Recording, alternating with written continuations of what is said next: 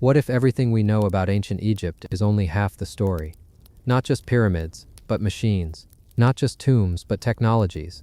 Buried beneath the sands lies a world that history refuses to explain. There are stone chambers with no names, boxes too perfect to be shaped by hand, and tunnels so dark yet somehow lit with no trace of fire. Tonight we step beyond the accepted timeline, beyond pharaohs, and into the silence of a lost civilization. This isn't a story about kings. It's about what came before them, a vanished world that may have known far more than we do now.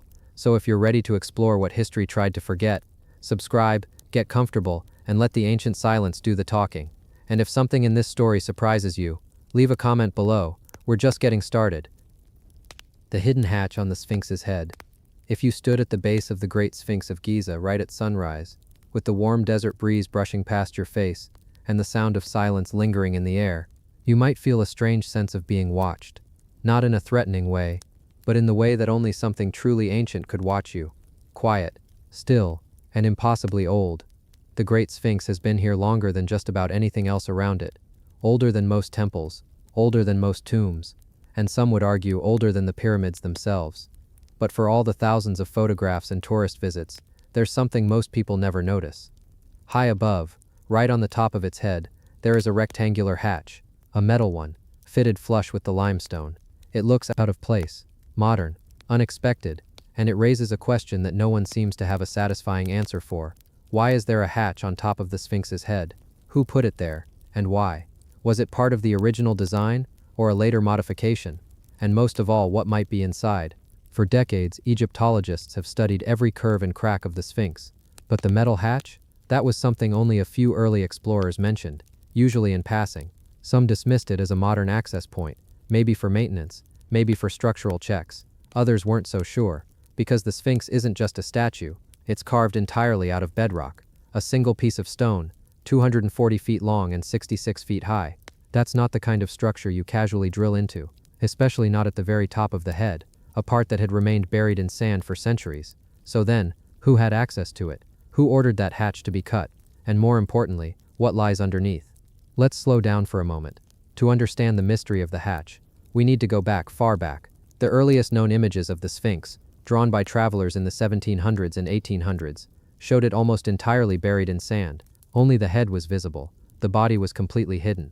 That's how it stayed for most of its post-ancient life, just a curious-looking rock with a face.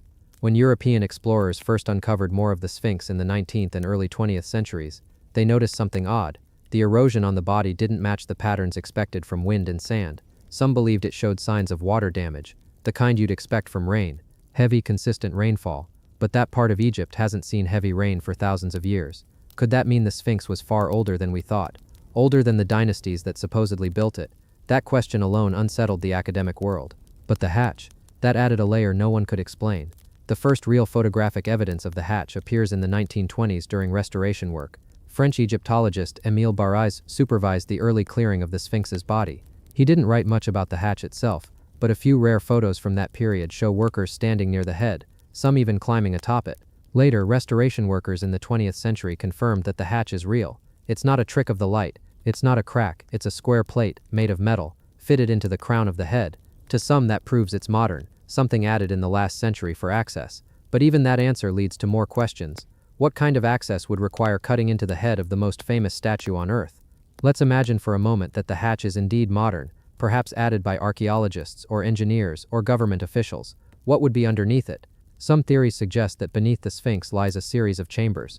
In fact, ground-penetrating radar studies in the 1990s revealed several anomalies under the Sphinx and nearby, hollow spaces, gaps in the stone, some of them perfectly rectangular. One team found what looked like a tunnel, about 25 to 30 meters long, directly beneath the front paws. Another found a chamber beneath the rear, but the one under the head, that remained unconfirmed. If the hatch leads to anything, no one has officially documented what that might be. Now here's where things get stranger. According to certain researchers, some more speculative than others, the Sphinx wasn't just a statue, it was part of a much larger complex. Some even believe that hidden beneath it is a lost archive, a chamber known as the Hall of Records. According to legend, this hall holds the ancient knowledge of a civilization that predates Egypt itself. Maps of the stars, writings from before the flood, blueprints of a forgotten world. Of course, mainstream archaeologists don't support that theory. They say there's no proof such a hall exists. And yet the hatch remains, unexplained, unmapped, unphotographed inside. What's more mysterious is how few people talk about it. You can find hundreds of documentaries on the Sphinx's erosion patterns, its alignment with constellations, and its missing nose, but the hatch, it gets barely a mention. No interior photos, no reports on what's underneath, no official release of documents related to its construction or purpose. And so the question lingers, is there something under that hatch that we aren't supposed to see? Let's suppose for just a moment that the hatch was installed to access a chamber inside the head. What would be the reason to keep that secret? Maybe it's mundane. Maybe it's just an empty cavity, a result of natural erosion or structural necessity. But what if it's not? What if the hatch leads to a shaft, or a tunnel, or a passage that connects to the anomalies underground? What if it's one piece of a much larger mystery, one that's never been excavated because it threatens to rewrite everything we thought we knew? There are whispers from past researchers that they've seen documents or heard from workers involved in restorations who were asked not to speak. Some say that whatever lies beneath the Sphinx is being deliberately kept quiet. Others think it's simply too fragile to explore safely. In either case, no one seems in a hurry to open the hatch, or perhaps it's already been opened and closed again, quietly without fanfare. In the end, the Sphinx remains exactly as it has for thousands of years, silent, massive, watching. But now we know something we didn't before, that high on its head is a square of metal that doesn't belong, a quiet intrusion into a monument that was meant to last forever. Whether it hides a secret, or simply a forgotten maintenance tunnel, we may never know. But one thing is clear, even now after centuries of study, the Sphinx is still keeping secrets, and sometimes it's the quietest details that whisper the loudest truths. Cutting through granite like a modern machine. If you've ever stood beside a piece of carved granite, especially one pulled from the sands of Egypt, you might not immediately understand what you're looking at. The stone is hard, so hard in fact, that it resists even today's most advanced tools. But what if I told you that scattered across this desert, in temples and tombs long forgotten, are slabs of granite with marks on them? Marks that look as though they were made by machines. Not chisels, not hammers, machines. Let's go slowly. Ancient Egypt is filled with polished granite sarcophagi, stone cores and cylindrical holes drilled deep into rock, artifacts that seem to contradict everything we've been taught about what tools these people had. Spiral grooves, perfectly even, tightly coiled, wrap around stone cores in a way that's eerily similar to what you'd expect from a power drill. Some of these spiral marks go deep into solid granite, deeper than a hand tool could reasonably manage. And they don't waver, they're consistent. That consistency is what turns this from curiosity into mystery. Most of these artifacts are stored in places like the Cairo Museum, quietly tucked away in corners, not always explained in detail. Core 7, for instance, is a cylindrical sample of granite removed from a quarry, or perhaps from a temple block, that displays a very clear spiraling groove pattern. It's a pattern many engineers have looked at and simply scratched their heads, because the physics of it doesn't quite make sense using copper chisels and stone hammers. Think about that. Granite ranks about a 6 or 7 on the Mohs hardness scale. Copper, on the other hand, ranks a 3. It's soft. Even with sand and time, wearing down granite using copper should have taken months, if not years, of steady labor. But some of these holes look too clean, too fast. It raises a question. What if the builders weren't using copper tools at all? What if something else was happening here? In 1996, an engineer named Christopher Dunn, who had decades of experience working with industrial tools, visited Egypt. He took photographs of these ancient drill marks. His conclusion, the spiral groove on one sample, showed a feed rate that would be nearly impossible without high-speed rotary drilling. In simple terms, something turned fast, something cut deep, and something applied force with remarkable precision. Was it human hands? Or something more? Let's pull back for a moment. Traditional archaeology still maintains that the ancient Egyptians used hand tools, pounding stones, copper chisels, maybe sand to help cut. And sure, there are sites that show evidence of this kind of work. It's rough, it's time-consuming, and it makes sense for limestone. But granite, that's a whole different story. And what's strange is how some of the granite artifacts aren't just roughly cut. They're precise. Edges so clean you could run a fingernail along them and feel nothing. Mirror-polished surfaces. Internal chambers inside sarcophagi that are so flat and so smooth they reflect light evenly. We're talking about tolerances within millimeters, or less. That's not guesswork. That's not eyeballing it. That's engineering. Now, were these ancient Egyptians hiding a forgotten branch of technology? Or did they inherit something older, something left behind? It's not a claim, it's a question. The granite drill holes found at the site of Abu Roash and inside the Serapeum at Saqqara show an advanced knowledge of cutting. Some holes appear cylindrical, others conical. Many are incredibly deep, some extending nearly 2 feet straight down. And it's not just the depth, it's the angle. The control. Archaeologists have proposed that tubular copper drills aided by sand and water could create such holes. It's possible, but only slowly, very slowly. And it doesn't explain the spiral grooves, especially when the grooves appear to be too deep, too uniform, and too wide for copper tubes. The torque and speed required to create these patterns doesn't match the technology officially recognized from that period. So now the question shifts. If this isn't Egyptian engineering, what is it? Could these granite cutting techniques be remnants of an earlier time, a pre-dynastic civilization, one that had knowledge not passed down but forgotten? It's a hard thing to prove. There are no inscriptions near these drill holes, no toolkits buried alongside, just the evidence in the stone. And for many researchers, that silence is the loudest clue. Look at the boxes at the Serapeum, dozens of giant granite containers, each weighing between 60 and 100 tons, carved from single blocks, moved through narrow tunnels. Some theorists suggest these boxes weren't made by the Egyptians at all, but by a people before them, perhaps even thousands of years earlier. It's not just a fantasy, it's a response to the evidence, because the granite says something. It says this wasn't trial and error, this was mastery, and mastery implies memory, technique, experience. Let's pause for a second. Imagine you are standing in the sands of Saqqara, looking down at one of these drill holes. The sun is quiet, the air is still. You're surrounded by the relics of a civilization that's no longer here to answer questions. And yet, their stones do speak, just not in words. They speak in the spiral groove that couldn't have been carved by copper. They speak in the flatness of a polished block so precise it reflects the sky. They speak in the impossibility of what remains. And what remains is mystery. Not every mystery demands an answer, but some demand better questions. If these drill marks were made by tools we no longer possess, what happened to those tools? If this was knowledge that once existed, why was it lost? And if there was another civilization before dynastic Egypt, before the pharaohs, why is it missing from our books? Maybe the tools eroded, maybe the memory faded, or maybe it wasn't ours to begin with. The granite doesn't lie, it just waits. And maybe that's the most human part of the mystery, the patience of stone, waiting for us to finally look at it differently. The pink granite vat and its thin black residue. If you were walking through the quiet outskirts of ancient Egypt, somewhere beyond the grand temples and pyramids, and you saw it, you might mistake it for just a forgotten stone. It doesn't look like much at first glance. A pink granite container, rectangular, heavy, and strangely clean. But look closer, and you'll realize this isn't just a box, it's a vault, a sealed vessel, a perfectly crafted granite vat. And inside, when archaeologists finally opened it, they found something no one expected. A thin black residue. Not paint, not tar, not dust, something else. But let's slow down. Let's go back to where this story begins. In the early 1900s, a lesser-known archaeological site called Zet Eleren was being quietly explored by an Italian archaeologist named Alessandro Barsanti. He wasn't chasing pyramids. He wasn't looking for treasure. He was looking beneath the ground in places others had passed by. What he found was strange. A deep pit carved into limestone, almost as if someone had deliberately hidden what lay at the bottom. Down there, buried beneath earth and rubble, were blocks of pink granite, carefully arranged, tightly sealed, and among them a vat.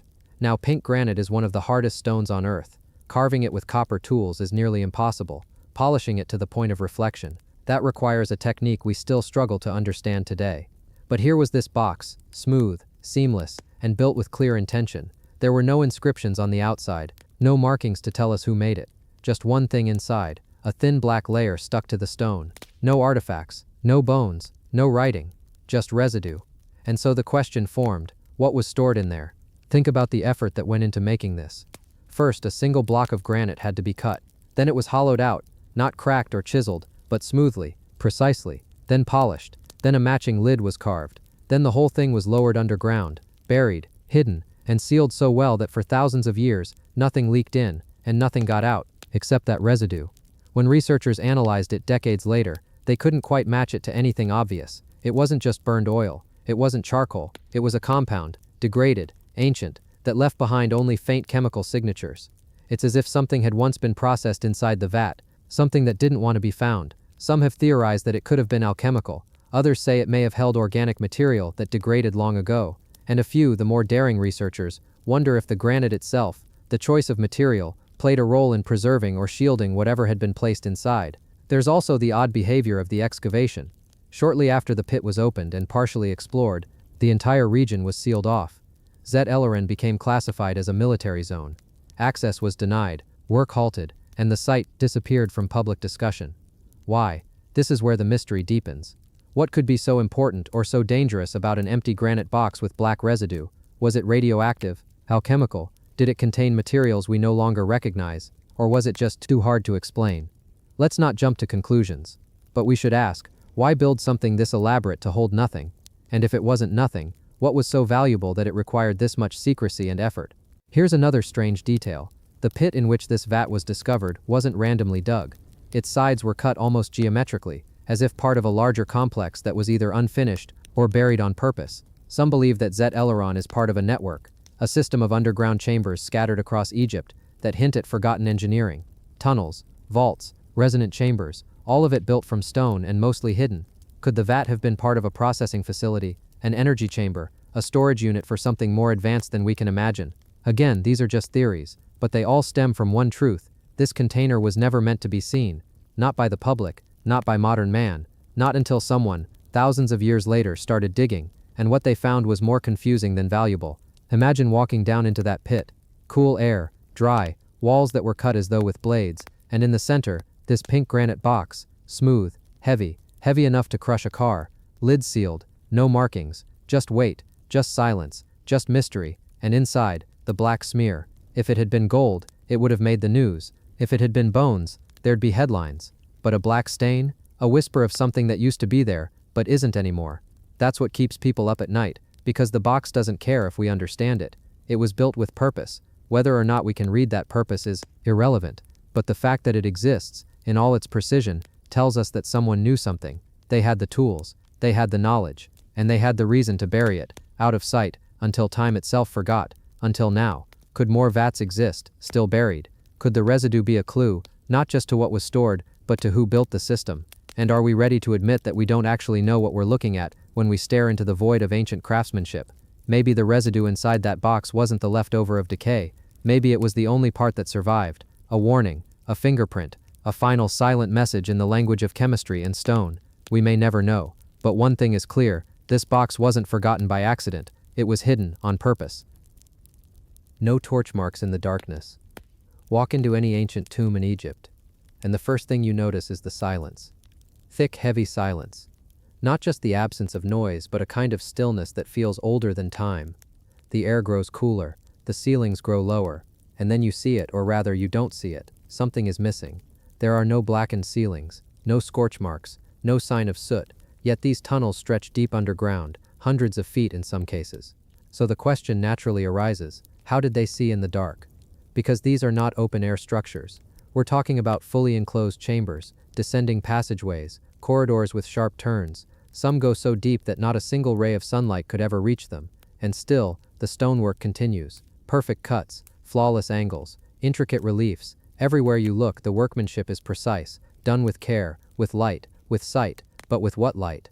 If you follow mainstream archaeology, the answer is simple: torches. The idea is that ancient Egyptian workers used oil lamps or flaming torches to light their way as they carved into stone. That sounds reasonable, until you spend time in one of these tunnels, because there's nothing to clean up the smoke, no ventilation, no chimneys, and yet, no soot, even in the tightest spaces, nothing, not on the walls, not on the ceiling, not on the floor. You would expect some residue, burned oil, black streaks from flame, a drop of ash here and there, but instead there's just clean unmarked limestone and granite, and that's where the mystery begins. Let's look at one of the more striking examples, the Serapeum of Saqqara, a dark winding underground complex, long tunnels carved into solid bedrock, more than 30 feet underground. Inside are massive granite boxes, some weighing 70 tons, polished to perfection, and yet the tunnels that lead to them are dark, narrow, and utterly soot-free. No burn marks, no torch residue, no evidence of oil-based lighting. It's not just one tunnel, it's every corridor. This isn't an isolated occurrence. From the Osirion in Abydos to the descending passage of the Great Pyramid itself, there's a consistent pattern: extreme depth plus complete darkness, no flame evidence. So what's going on? Some suggest that workers used mirrors to reflect sunlight deep into these spaces, but any engineer or physicist will tell you that only works to a point. Light bounces, yes, but it also fades. You lose intensity with every reflection, and in a twisting stone hallway, you're lucky to get more than 40 feet of usable light. So the idea that mirror arrays lit these deep tunnels? Unlikely. Other theories include crystals, lamps with clean burning oils, even chemical luminescence, but there's no clear evidence for any of them. That leaves us with a very uncomfortable possibility. They may have used a form of lighting we no longer understand. Not fire, not mirrors, something else. Let's pause for a moment. We're not talking about aliens or magic. We're simply asking the question, how do you illuminate a pitch-black stone tunnel and leave zero evidence behind? Because that's what we're seeing. Some researchers have suggested that the ancient Egyptians may have discovered a way to produce light without flame, perhaps through chemical reactions, perhaps even through piezoelectric effects from quartz-lined chambers. Quartz is everywhere in Egypt, from the sands to the building stones themselves. And under pressure, quartz generates a small electric charge. In theory, with the right setup, it could glow. Sounds impossible? Maybe. But it's no more mysterious than carving 70-ton granite boxes underground without a single broken ceiling. There's another strange detail. In some of the darker passages, researchers have found unfinished carvings and tool marks. This tells us two things. 1. Workers were active deep inside these tunnels. 2. They could see well enough to carve hieroglyphs by hand in total darkness. That level of control would be impossible by torchlight. The flicker of fire is not steady. It casts shifting shadows. Even modern artists struggle to sketch under candlelight. Yet here we have chisel marks so fine, they rival modern engraving. It's almost as if the builders had consistent, even, shadowless light.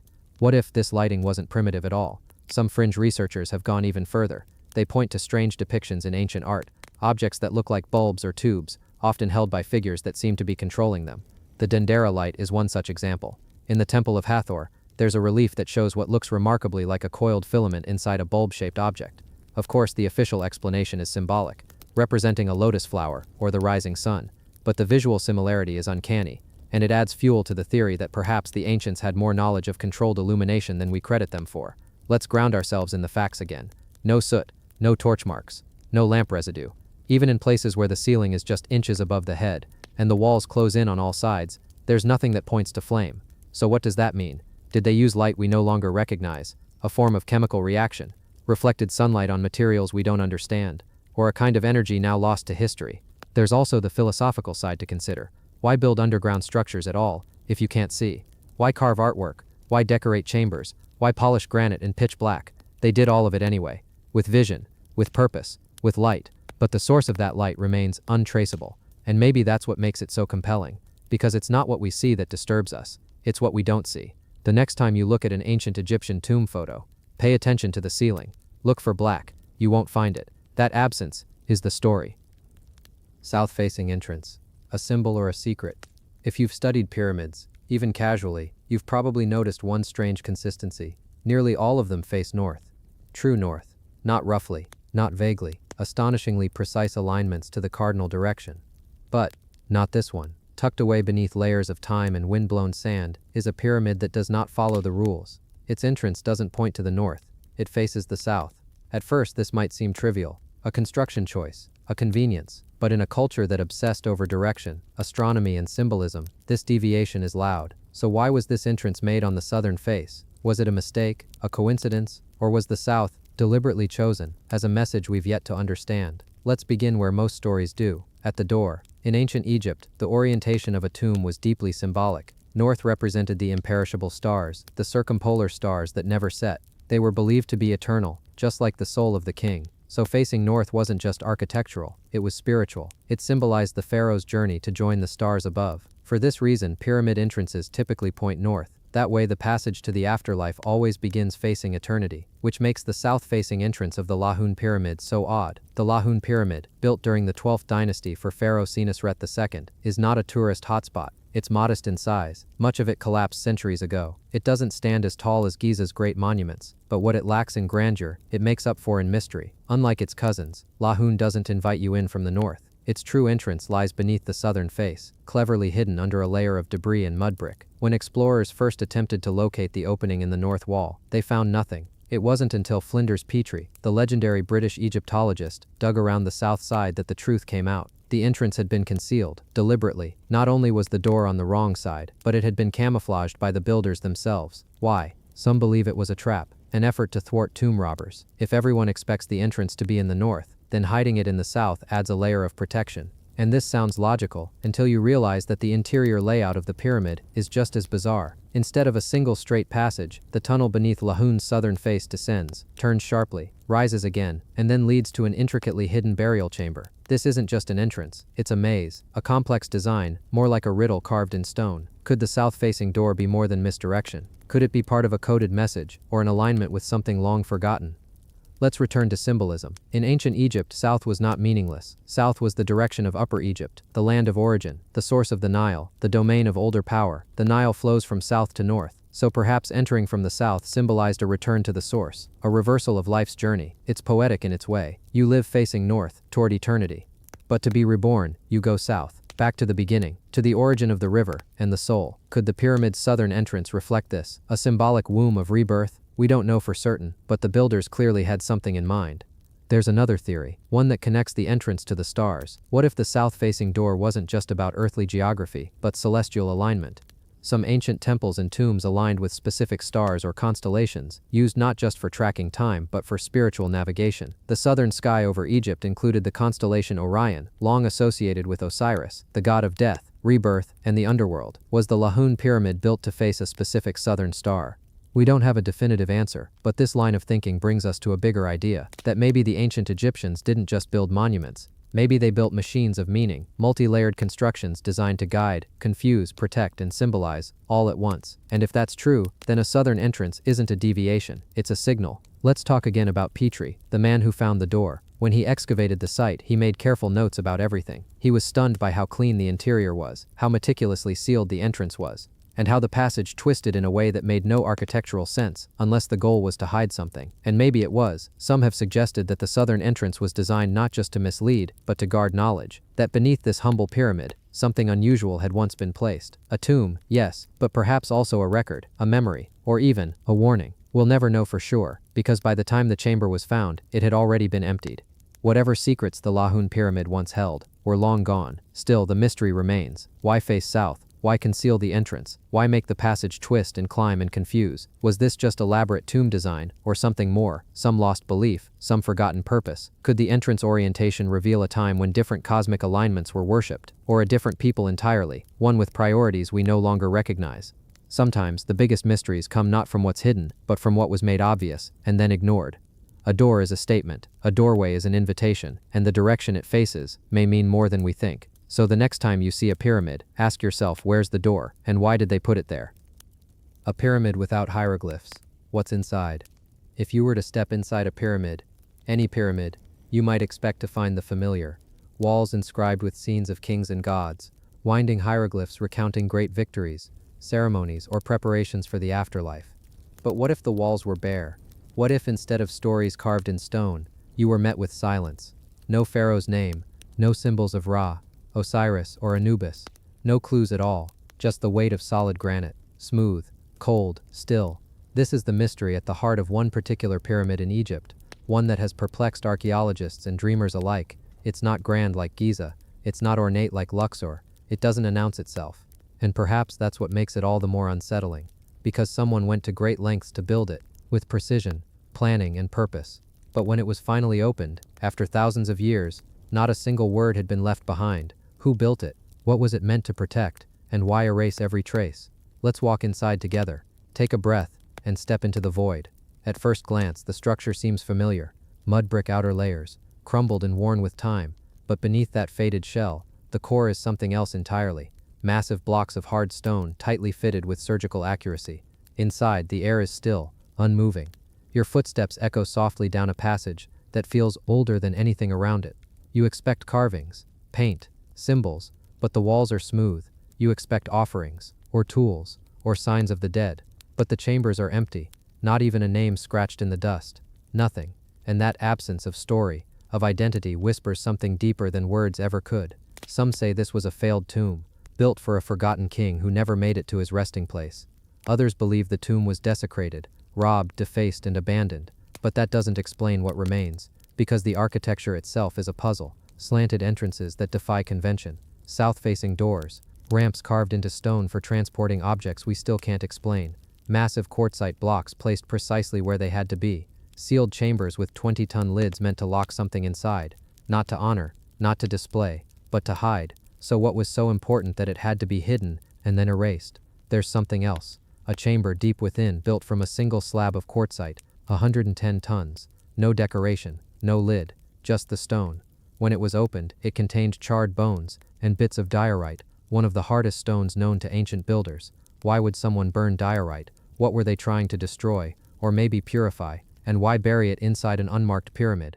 This isn't how pharaohs were buried. This isn't how dynasties were remembered. It's almost like someone wanted this place forgotten. Here's where the theories begin. Some believe this was never an Egyptian structure at all, not originally, that the Egyptians may have inherited it, repurposed it, long after its builders had vanished. Others suggest it was built in a time of panic, during or just after a catastrophe, a time when rituals were lost, when kings had no names, when survival mattered more than ceremony.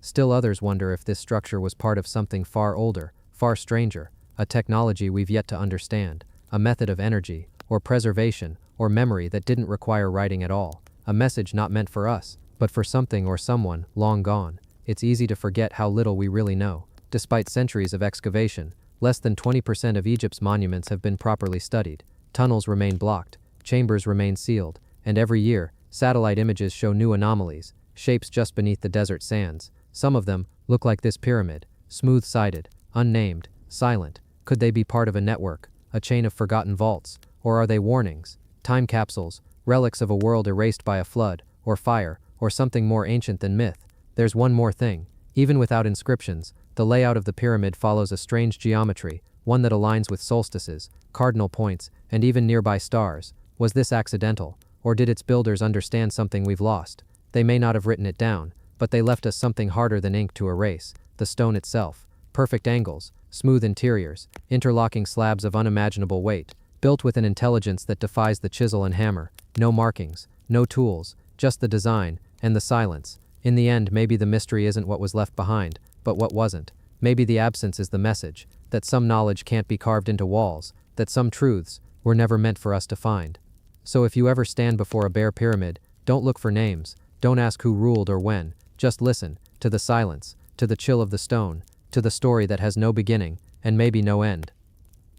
The quartzite vault, polished to mirror perfection. Imagine stepping into the quiet, low-lit depths of an ancient structure.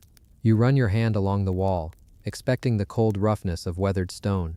Instead, your fingertips meet a surface so smooth it's almost unnatural, a surface that doesn't just shine, but reflects, like a mirror. You pause. It doesn't make sense. This isn't modern tile or polished marble. This is quartzite, one of the hardest stones on Earth, and it's thousands of years old.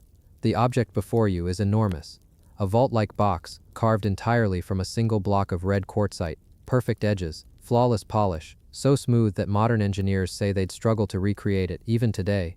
So how did ancient hands, without electric tools, diamond saws, or polishing machines, manage to shape something this precise? And more than that, why? What was important enough to deserve this kind of perfection? Quartzite is no ordinary rock. It's formed from sandstone, compressed under intense heat and pressure over time, transforming into a dense glassy material. It's incredibly difficult to shape, especially with hand tools. The ancient Egyptians knew this. They used softer stones for everyday construction: limestone, mud brick, and sometimes granite. But quartzite was reserved for something sacred, something powerful, something unknown. Inside a chamber not far from Saqqara, this particular vault was found. Its outer surface is so well polished, light seems to ripple across it, its corners sharpened with geometric accuracy, and the inner walls, just as smooth, as if they were machined. But there's no record of how it was made, no markings, no inscriptions, no sign of tooling on the surface. Only whispers remain. Many researchers believe the box was never meant to be opened, not easily at least. The lid alone weighs several tons, and yet it fits so seamlessly into place. There isn't a single gap wide enough to slide a credit card through. What could be inside a container built like that? Or what was inside? The vault is empty now, but its silence is louder than any engraving. It suggests purpose, intention, secrets locked away long before the rise of dynasties. Some speculate it wasn't just a box, but a kind of ancient resonant chamber, a device, that its shape, material, and polish were all chosen for a reason. Quartzite can vibrate. It can hold and transfer energy. Is it possible the builders knew this? That the box was designed not just for protection, but for transformation? A kind of machine, not a tomb. Or maybe both. What makes it more mysterious is that this box isn't alone. Throughout Egypt and even parts of South America, similar stone boxes have been found, each one carefully crafted, polished to impossible standards, and in nearly all cases, left without any identifying marks. Not a name, not a symbol, just a presence, like they're waiting. Mainstream archaeologists suggest these were sarcophagi, burial chambers for important figures. But if that's true, why the absence of hieroglyphs? Why the lack of offerings, tools, or bones? And why go to such painstaking lengths to polish and align the interiors? Something no one would ever see, unless someone or something was meant to see it, or feel it, from inside. Some engineers have tried to replicate the polishing process using modern tools. They've used grinders, sandpaper, high-powered drills, and still, they fall short. The level of finish found on the quartzite vault is beyond anything expected from the ancient world. It's not just smooth, it's mathematically flat, uniform, reflective, which raises the question, were the ancient Egyptians working with knowledge we've forgotten, or could they have inherited these artifacts from someone else? It's possible the vault predates dynastic Egypt, that it comes from a time before writing, before kings, before pyramids, a time we call prehistory, not because it didn't exist, but because its stories were never written down, only carved in stone. Stone that refuses to decay, that won't be erased. Stone that still shines after thousands of years. So the next time someone tells you everything about Egypt is already known, remember this box, this mirror of quartzite. It doesn't ask questions. It is the question, who made it, what was it used for, and how many more like it are still waiting in the dark? Vanished labyrinth of 3,000 rooms. If you've ever stared at the pyramids of Giza, you probably thought, this must be the peak of ancient Egyptian architecture. And in many ways that's true. But there's a story almost always whispered, rarely shouted. A story that suggests the pyramids weren't the greatest architectural feat of ancient Egypt. There was something else. Something larger, stranger, more complicated. A labyrinth. A place that, if we believe the records, once held over 3,000 individual chambers, all arranged in a confusing, stunning, deliberate maze. And yet today it is nowhere to be found. This is the story of a lost structure, so massive and elaborate that it made even the Great Pyramid seem simple by comparison. And it may still be waiting, hidden beneath the sands. But someone whose writings have been used to piece together real history for centuries. He visited Egypt sometime around the 5th century BCE, and when he returned he was still in awe of what he'd seen.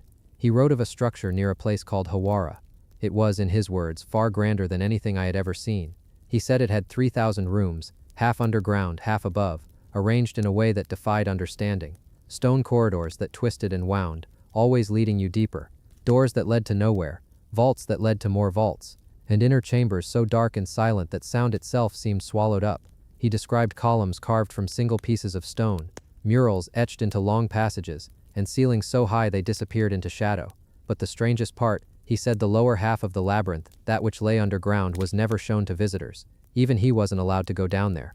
Why? Because that section was said to hold tombs. Not just of kings and pharaohs, but of sacred crocodiles, animals the Egyptians worshipped as divine. So what happened to this impossible place? If Herodotus saw it, where is it now? That's the part that turns this from history into mystery. In the centuries that followed, other writers, Pliny the Elder, Diodorus Siculus, and Strabo, all mentioned the labyrinth too. Each gave similar descriptions. It was always near Lake Moeris, always full of confusing rooms, always more impressive than the pyramids. But by the time modern explorers reached Egypt in the 1800s, the labyrinth was nowhere to be seen, not even a trace of it above ground. No walls, no ceilings, no halls, just flat desert. So what happened? One theory is erosion. Some suggest that the entire upper portion of the labyrinth, the above-ground half, was dismantled over thousands of years. Stones were taken away to build nearby towns and temples. Wind and time slowly erased the rest. Another possibility is deliberate destruction. There are stories, quiet ones, that suggest certain pharaohs wanted to hide the structure's secrets, that its tombs held knowledge that needed to be buried. Even Ptolemaic kings, thousands of years later, might have seen the labyrinth as dangerous, something too powerful, too sacred, too strange to remain above the sand. But then, a joint project between Egyptian archaeologists and a Belgian research team used ground-penetrating radar around Hawara, and what they found was shocking. Below the surface, meters deep, was a massive symmetrical structure. It stretched over 300 meters wide, with grid-like patterns, angular lines, right angles, and repeating forms. In short, something man-made, something that could very well be the labyrinth. But here's where it gets stranger. After the 2008 radar scans revealed the underground anomaly, the excavation was stopped. No digging, no further exploration. The results were never officially published, and for reasons still unclear, the area was declared off-limits. No independent teams allowed, no press coverage, no further updates. It's as if the entire project just vanished, like the labyrinth itself. What could be hidden down there? Could those 3,000 rooms actually still exist, perfectly preserved beneath the ground? Or did the radar mislead us? Was it just broken stone foundations from a long-gone temple? The only way to know is to dig. but the sands remain still, and the silence continues. There are some who believe the labyrinth wasn't just a tomb or temple. They say it was a kind of library, that within those winding halls were stone books, slabs etched with ancient knowledge, records of civilizations that came before Egypt, possibly before history as we know it. The rooms weren't just rooms, they say. They were archives. Thousands of years of memory, stored in stone. But if that's true, you can imagine why someone might want to keep it buried, because a structure like that could change everything, not just Egyptian history, but human history. So we are left with a strange puzzle. We have ancient records, clear and consistent, that describe a massive labyrinth. We have modern technology that confirms something large and artificial lies beneath Hawara, and we have a complete lack of access to the site today. It's hard to imagine something more frustrating and more mysterious. Maybe the answers are just below our feet. Maybe they've been waiting for the right time, for the right people to dig, carefully, respectfully, and listen to what the stones might say. Until then, the labyrinth of 3,000 rooms remains a whisper in the wind, a ghost beneath the sand, and a question that refuses to go away. A 70-ton granite box with no obvious purpose. If you ever find yourself standing in the shadowy depths beneath the sands of Saqqara, Egypt, you're not just looking at ancient history. You're standing in front of something that, even today, feels almost out of place. Something heavy, something silent, something we're still struggling to explain. What you're looking at isn't a statue or a burial chamber. It's a massive granite box carved from a single block, perfectly shaped, polished smooth, and it weighs somehow over 70 tons. To put that into perspective, that's roughly the weight of a modern diesel train engine. But this thing isn't made of lightweight materials. It's solid granite, one of the hardest stones on Earth. And yet here it is, sitting quietly in a narrow underground tunnel, deep beneath the Egyptian sand. No inscriptions, no hieroglyphs, no decorative carvings that we usually expect from Egyptian monuments. Just this cold, dark, featureless box, and a very big question. Why? Let's slow down, breathe easy, and take our time with this one. The official explanation. Egyptologists say it's a sarcophagus designed to hold the remains of a sacred Apis bull, a powerful animal symbol in ancient Egyptian belief. But here's where things get strange. The box isn't just big, it's engineered with almost impossible precision.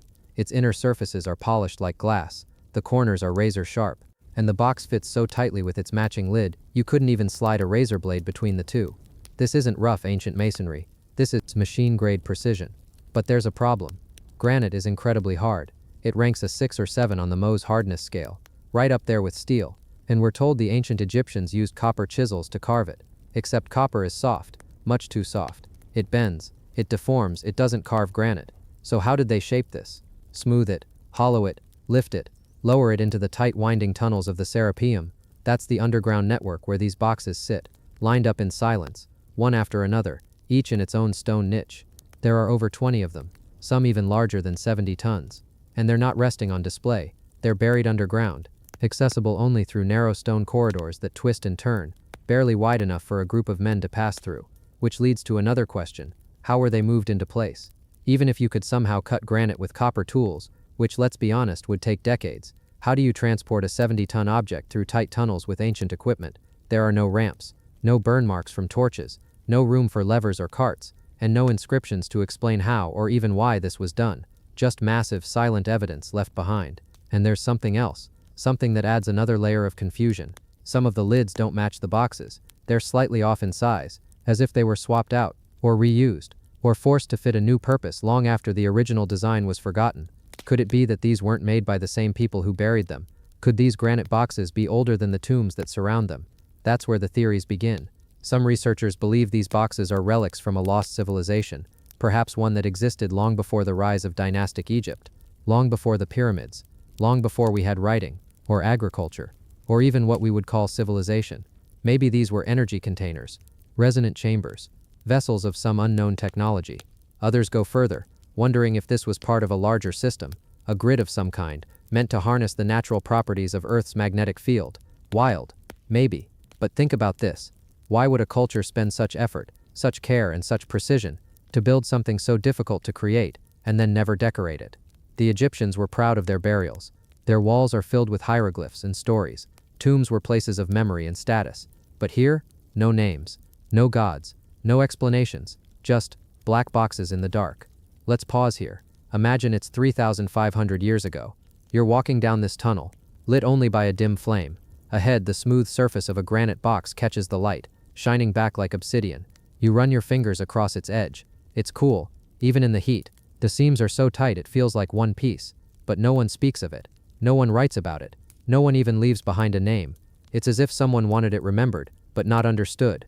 Modern engineers who've examined the boxes say they couldn't replicate this work without laser-guided tools and high-speed cutters. So who did this? And more importantly, how? There's one more twist in the mystery.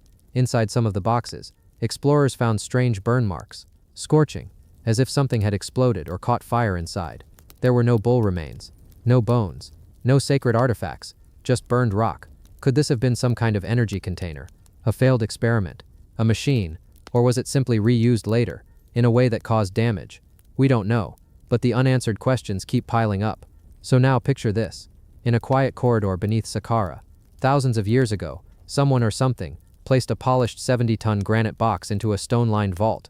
No writings, no guidebooks, no story left behind, and they left it there, for us to find, to wonder, and to question.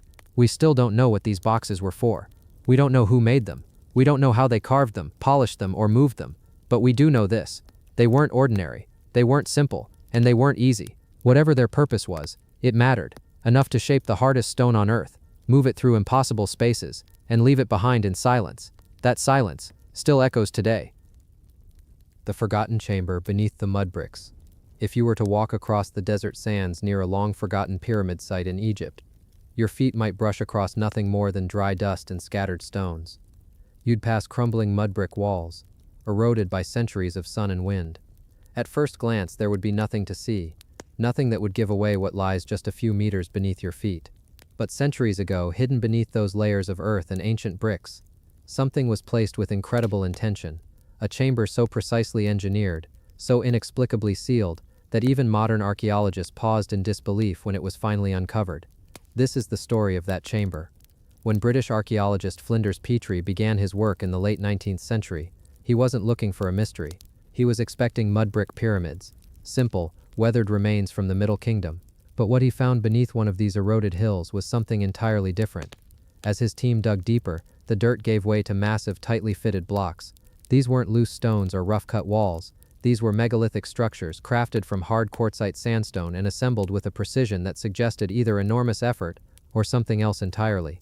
The entrance was buried under layers of mud brick, and beneath that, a sloping passage, ramps, hidden doorways, all leading to a central chamber carved from a single block of stone. A sarcophagus lay in the center. But not just any sarcophagus. It was smooth, seamless, no hieroglyphs, no markings, nothing to indicate a name, a purpose, or even a date. And that was just the beginning. As the team moved closer, they realized that this box, this stone vault, was far larger than expected. The lid alone weighed nearly 20 tons. The walls of the chamber around it were made with the same mysterious material, a red quartzite so hard and so finely polished it reflected torchlight like glass. This wasn't the usual Egyptian tomb. There were no inscriptions praising the gods, no painted walls, no signs of the typical funerary rites. And when they opened the box expecting perhaps a mummy or royal treasures, they found something else entirely: charred pieces of diorite, a stone harder than granite, usually used for delicate carvings. What happened here? Why would someone go through the trouble of sealing such a chamber, burying it beneath bricks and leaving no inscription behind? Some archaeologists believe this may have been a vault for a person or even an object of incredible importance. Others suggest it was hidden deliberately, not for honor, but for secrecy. The absence of hieroglyphs might not be a mistake.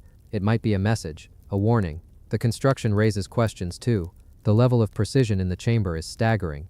The joints between the quartzite blocks are so tight, not even a razor blade can slip between them. The surfaces were mirror polished, suggesting tools far beyond copper chisels. And the lid of the box, how was it moved into place? It weighs as much as a full-grown whale. Even today it would require cranes, pulleys, and precise engineering to align and seal it so flawlessly. But this was thousands of years ago, and here's where the mystery deepens. Ground-penetrating radar has since revealed other chambers nearby, still unexcavated. Some are believed to contain similar sealed boxes. Others may connect to underground passages that have yet to be opened. But Egyptian authorities have restricted further digs in the area, citing preservation concerns. Could this be where the legends of a hidden vault of ancient knowledge began? Some researchers think this chamber may be one small part of a much larger buried structure, possibly even the fabled labyrinth of 3,000 rooms described by Herodotus. Could this be a fragment of that forgotten complex?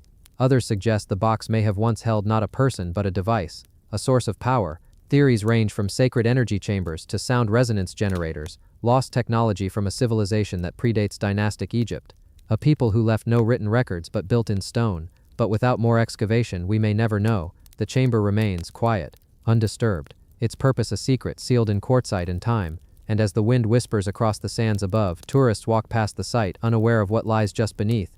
So if you ever find yourself near a crumbling mud brick ruin in the Egyptian desert, pause, look beyond what's visible, because under that dust, that dirt, and that silence, history is waiting, still sealed, still watching, still hidden beneath the mud bricks.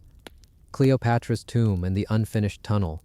Somewhere on the windswept edge of the Egyptian desert, beyond the busy streets of modern Alexandria, lies a quiet ruin wrapped in layers of time. It doesn't look like much. A few cracked stones, a temple wall barely standing, the kind of place most would overlook, unless they knew what may lie beneath. Because under these worn stones, archaeologists believe they may have found one of history's greatest missing pieces, a tomb never seen, a resting place never confirmed, the final secret of Cleopatra. The story begins not with a royal edict or a dramatic discovery, but with a dream. Kathleen Martinez, a lawyer turned self-taught archaeologist, had spent years studying Cleopatra, not the version from movies or myths, but the woman herself, the strategist, the ruler, the last pharaoh of Egypt. Most people believed Cleopatra's tomb was long lost beneath modern Alexandria, possibly destroyed by earthquakes or floods. But Martinez had a different theory. She believed Cleopatra would have been buried in a sacred temple dedicated to Isis, the goddess she was said to embody in life, and she had a place in mind, a windswept ruin known as Taposiris Magna. The name means Great Tomb of Osiris, and it sits far from the Nile, near the edge of the Libyan desert. At first glance, it didn't seem promising. Weathered walls, rubble, barely anything standing. But Kathleen couldn't shake the feeling. Not long after her arrival, strange things began to happen. Workers reported vivid dreams, visions of doors beneath the sand, and figures dressed in linen guiding them through corridors. Sudden windstorms would erupt just as they were about to stop digging, revealing something unexpected. One sandstorm peeled back a layer of earth and exposed the outline of a sealed passageway, one that hadn't been visible in any scans. Even veteran archaeologists, usually skeptical of omens, took quiet notice. Excavation began in 2005. Within weeks, the team uncovered objects directly tied to Cleopatra's time, coins with her face, statues of Isis, inscriptions calling her Queen of Kings. It wasn't proof of a tomb, but it was something. As they dug deeper, they found something unexpected, a tunnel, a perfectly cut symmetrical tunnel descending into the bedrock, as if leading toward a secret chamber. It wasn't like anything they'd found in nearby temples. The tunnel was unfinished. It ended abruptly, blocked by stone, or perhaps by time. But even unfinished, it hinted at something more. Was this the beginning of Cleopatra's burial chamber? As they cleared more sand, a sealed room was found off to the side. Inside were burial relics, golden amulets, and a strange mixture of Greek and Egyptian design. This was no ordinary priest's grave. But the most unsettling discovery came in the form of two joined skeletons, wrapped together in silk, a man and a woman, buried as one. Their remains had no inscriptions, no names, just silence. Were these Cleopatra and Mark Antony? Kathleen Martinez believed it was possible. She pointed out the spiritual symbolism of the tomb, the positioning, the artifacts, but there was no official confirmation. And then the excavation stopped. In 2011, Egypt's political unrest halted most archaeological work. The site was closed off. Governmental restrictions grew tighter. The unfinished tunnel remained buried. The sealed rooms remained unopened, and the mystery deepened. Some theorists suggest the tomb may lie beyond that unfinished tunnel, cut off for a reason. Others believe the real tomb is even deeper, hidden beneath the ruins, sealed with a technology or knowledge we no longer understand. There are even whispered claims that the temple was built atop an older site, one that predates Cleopatra, predates the Ptolemies, possibly predates dynastic Egypt itself, a site chosen for a reason, and protected ever since. What we know is this: Taposiris Magna is unlike any other temple site from Cleopatra's time. Its underground network is vast. Ground-penetrating radar has shown long corridors beneath the earth, some of which don't align with the temple above. And that tunnel, the one that stops short, some believe it was meant to lead to a secret vault. Others say it was blocked intentionally, to hide something no one was meant to find. And then there are the visions. Even today, local workers speak of strange dreams near the site, apparitions, the feeling of being watched. Some even refuse to dig in certain areas, saying they feel a weight in the air, as if the desert itself is guarding something. So what really happened at Taposiris Magna? Is Cleopatra buried there, alongside Mark Antony, in a chamber built to reflect the gods? Was the tunnel never finished, or was it sealed deliberately? And what do we make of the strange signs that guided this dig? Are they just coincidence, or are they the final whispers of a queen who, even in death, wanted to control how the world remembered her? The sands of Egypt are patient. They've kept their secrets for thousands of years. But now, as we stand once again on the threshold of discovery, perhaps the truth will rise, not in grand monuments, but in silence, in stone, and in the stories that refuse to stay buried. When rain fell on the Sphinx, if you've ever stood before the Great Sphinx of Giza, you might have felt it too, that quiet, unexplainable presence. It's not just a statue. It's something much deeper, much older perhaps than we've been told.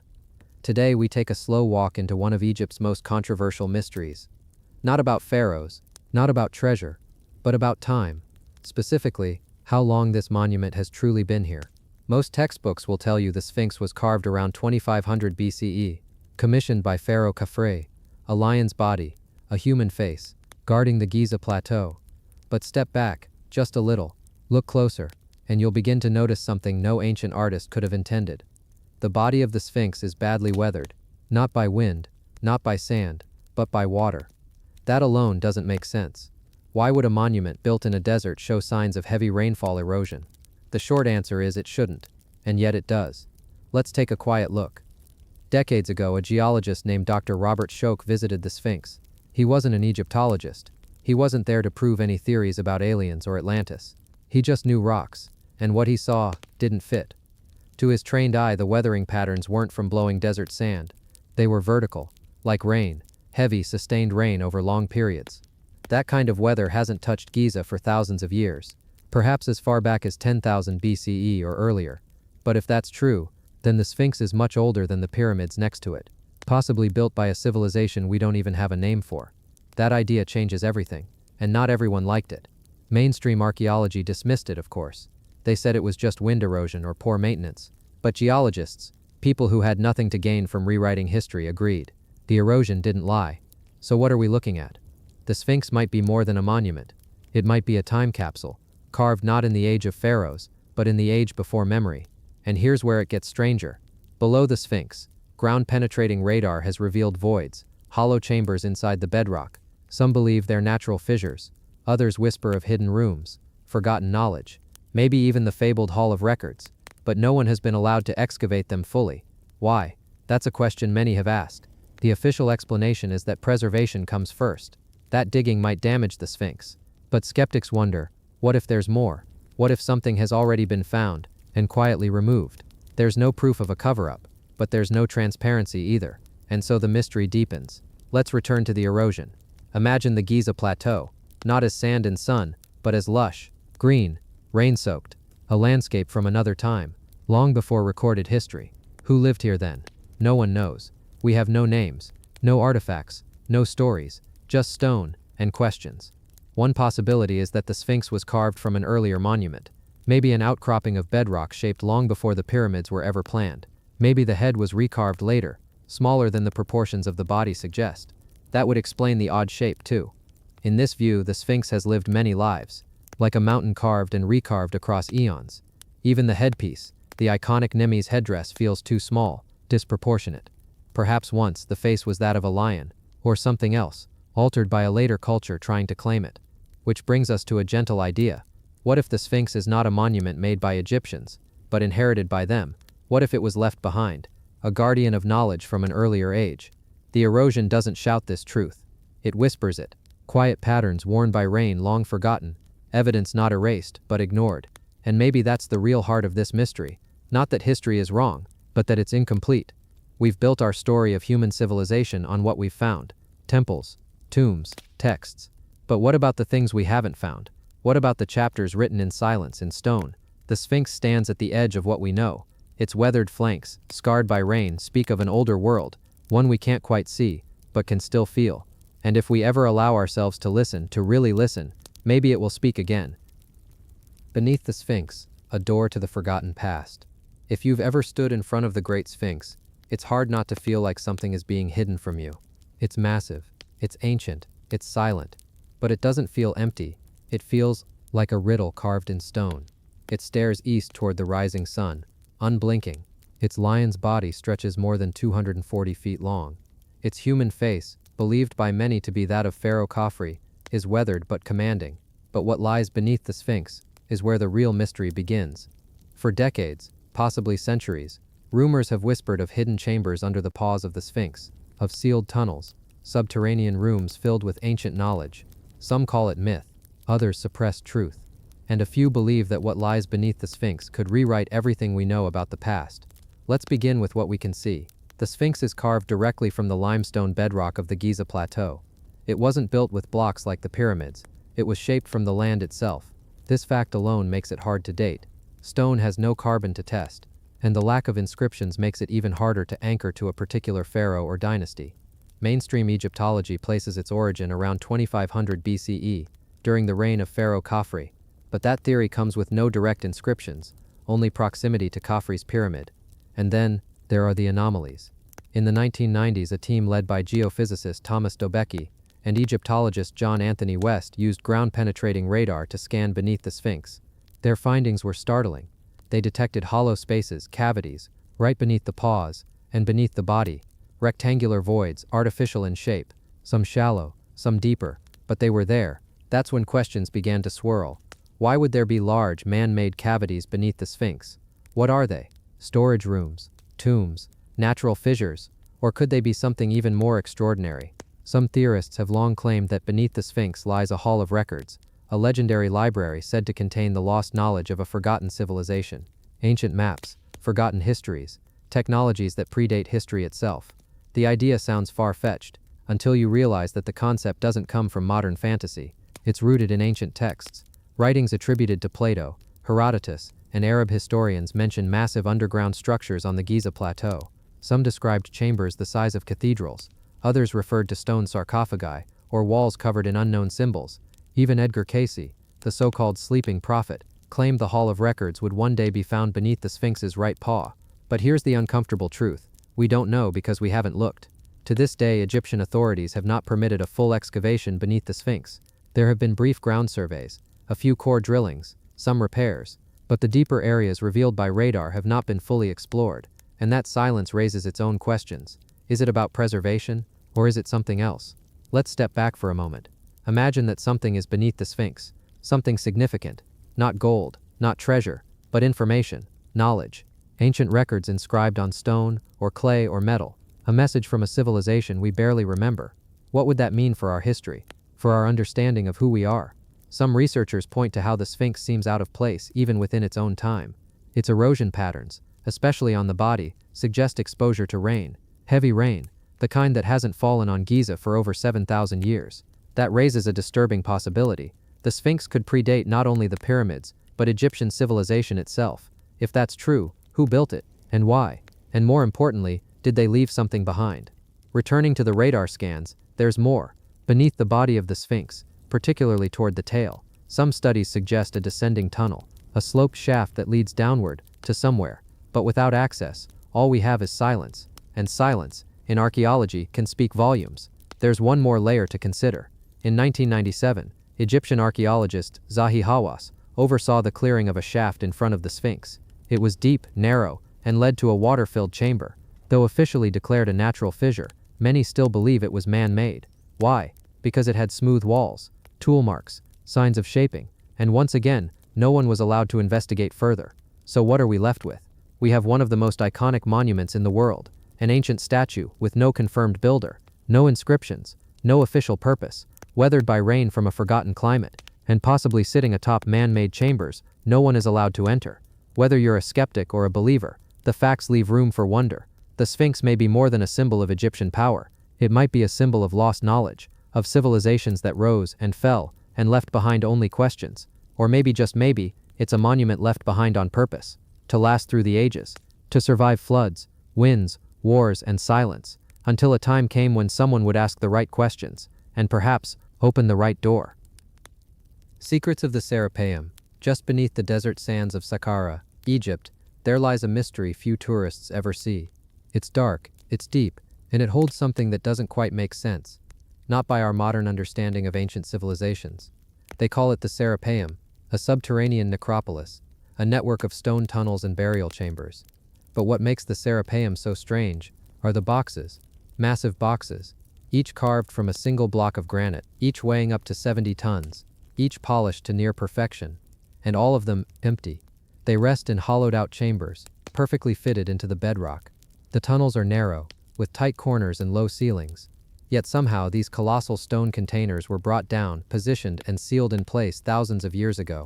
According to conventional history, these boxes were made to hold sacred Apis bulls, revered animals worshipped in ancient Egyptian religion. But the precision of these boxes, the technology needed to shape them, and the logistics of moving them through narrow underground corridors raise questions. Too many questions. Let's start with the material. These boxes are carved from granite, one of the hardest stones on Earth. Even today, granite requires diamond-tipped tools to cut with precision. But these ancient boxes show perfectly square corners, mirror-like finishes, and astonishing symmetry. The walls are even, and in some cases the interior polish is finer than what we achieve with modern tools. So how were they made? The official answer is, with copper tools, stone hammers, and sand abrasion. But this theory struggles when you look closely. The marks on some of these boxes don't match the patterns left by hand chisels. Instead, they show signs of high-speed rotary cutting, spiral grooves, tube drill holes, smooth circular surfaces. In the Cairo Museum, you can see granite cores removed by what appears to be a drill. These cores show spiral lines as if made by a modern machine. Some engineers argue that replicating such cuts, especially at the scale and precision found in the Serapeum, would require advanced technology we don't associate with ancient Egypt. So who built these boxes?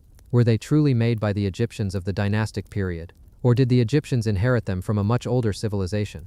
There are no inscriptions on most of the boxes, no hieroglyphs, no names, just smooth, silent stone. That silence raises another possibility, that these artifacts predate the pharaohs altogether. But the mystery goes deeper than just the carving. Transporting a 70-ton stone box down a narrow tunnel with tight bends and slopes would be difficult, even impossible without precise planning, and a system far more advanced than wooden sleds and ropes. And how did they illuminate the tunnels? There are no soot marks on the walls, no residue from torches. Some theorize they may have used reflective mirrors. Others go further, suggesting that ancient builders may have had access to forms of energy or light we no longer understand. It's a radical idea, but the Serapeum invites radical thinking. Some researchers suggest that these granite boxes were never meant to be tombs at all, that their purpose was functional, not ceremonial, that the boxes could have been resonant chambers, designed to channel energy, to amplify sound, or even to store or transmit something we don't yet comprehend. One theory proposes that the dimensions of the boxes and chambers are not random, that they correspond to frequencies, that the Serapeum was part of a vast harmonic structure, an ancient machine. Sound far-fetched? Maybe, but sound frequency experiments conducted in the Serapeum show that some of the chambers resonate at specific hertz. When struck, the boxes produce deep, sustained tones. Was this coincidence? Or design? Could the Serapeum be a remnant of a forgotten science?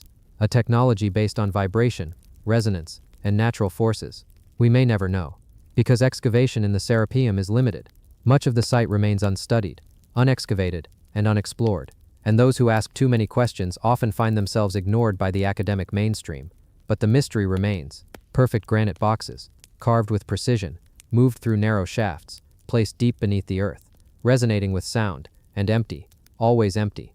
Whatever the Serapeum was meant to be, it wasn't just a tomb, it was something else, a question carved in stone, a riddle for another age. Tools that never existed. If you ever stand in front of a polished granite box deep beneath Egypt's sands, quiet, massive, impossibly smooth, you'll start to ask questions that don't have easy answers. Questions like, who made this? And how?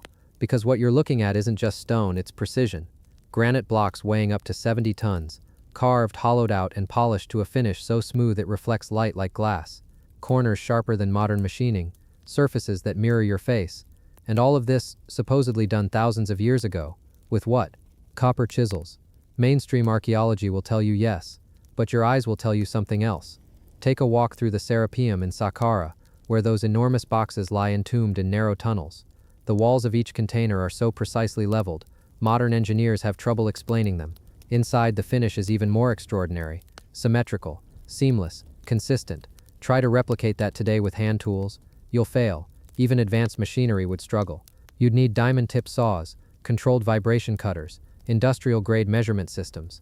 And yet, these boxes were supposedly carved using handheld copper and sand. So where are the tools? Nowhere. No tools have been found near these boxes. No chisels, No hammers, no grinding wheels, no workshop, no quarrying debris. It's as if they simply appeared. And here's where things get stranger. Some of the granite used in these structures came from Aswan, hundreds of miles away. Transporting a 70-ton stone that far without advanced logistics seems impossible. Even more so when it's done without leaving behind a single tool or drawing. What kind of culture could move, shape, and polish massive granite with such accuracy, and then vanish, leaving no evidence of how they did it? Let's look at the cutting marks. On one unfinished granite box in the Cairo Museum, a diagonal groove slices through the stone like a power saw mistake. The cut is deep, consistent, and too clean for copper. Engineers examining it say it resembles the trace left by modern circular saws. Others have pointed out strange spiral patterns on cylindrical cores found in Giza, patterns that suggest tube drilling with rotational force far beyond what a bow drill could provide. Some of these grooves penetrate granite at a rate modern machines would admire, yet they were supposedly made 3,000 years ago. The only evidence that remains is the stone itself. No blueprints, no records, no tools, just results. This has led to wild theories. Some believe the ancients used sonic tools, vibrational frequencies to shatter and mold stone. Others think they had access to hardened materials lost to time, tools stronger than steel, now eroded or taken.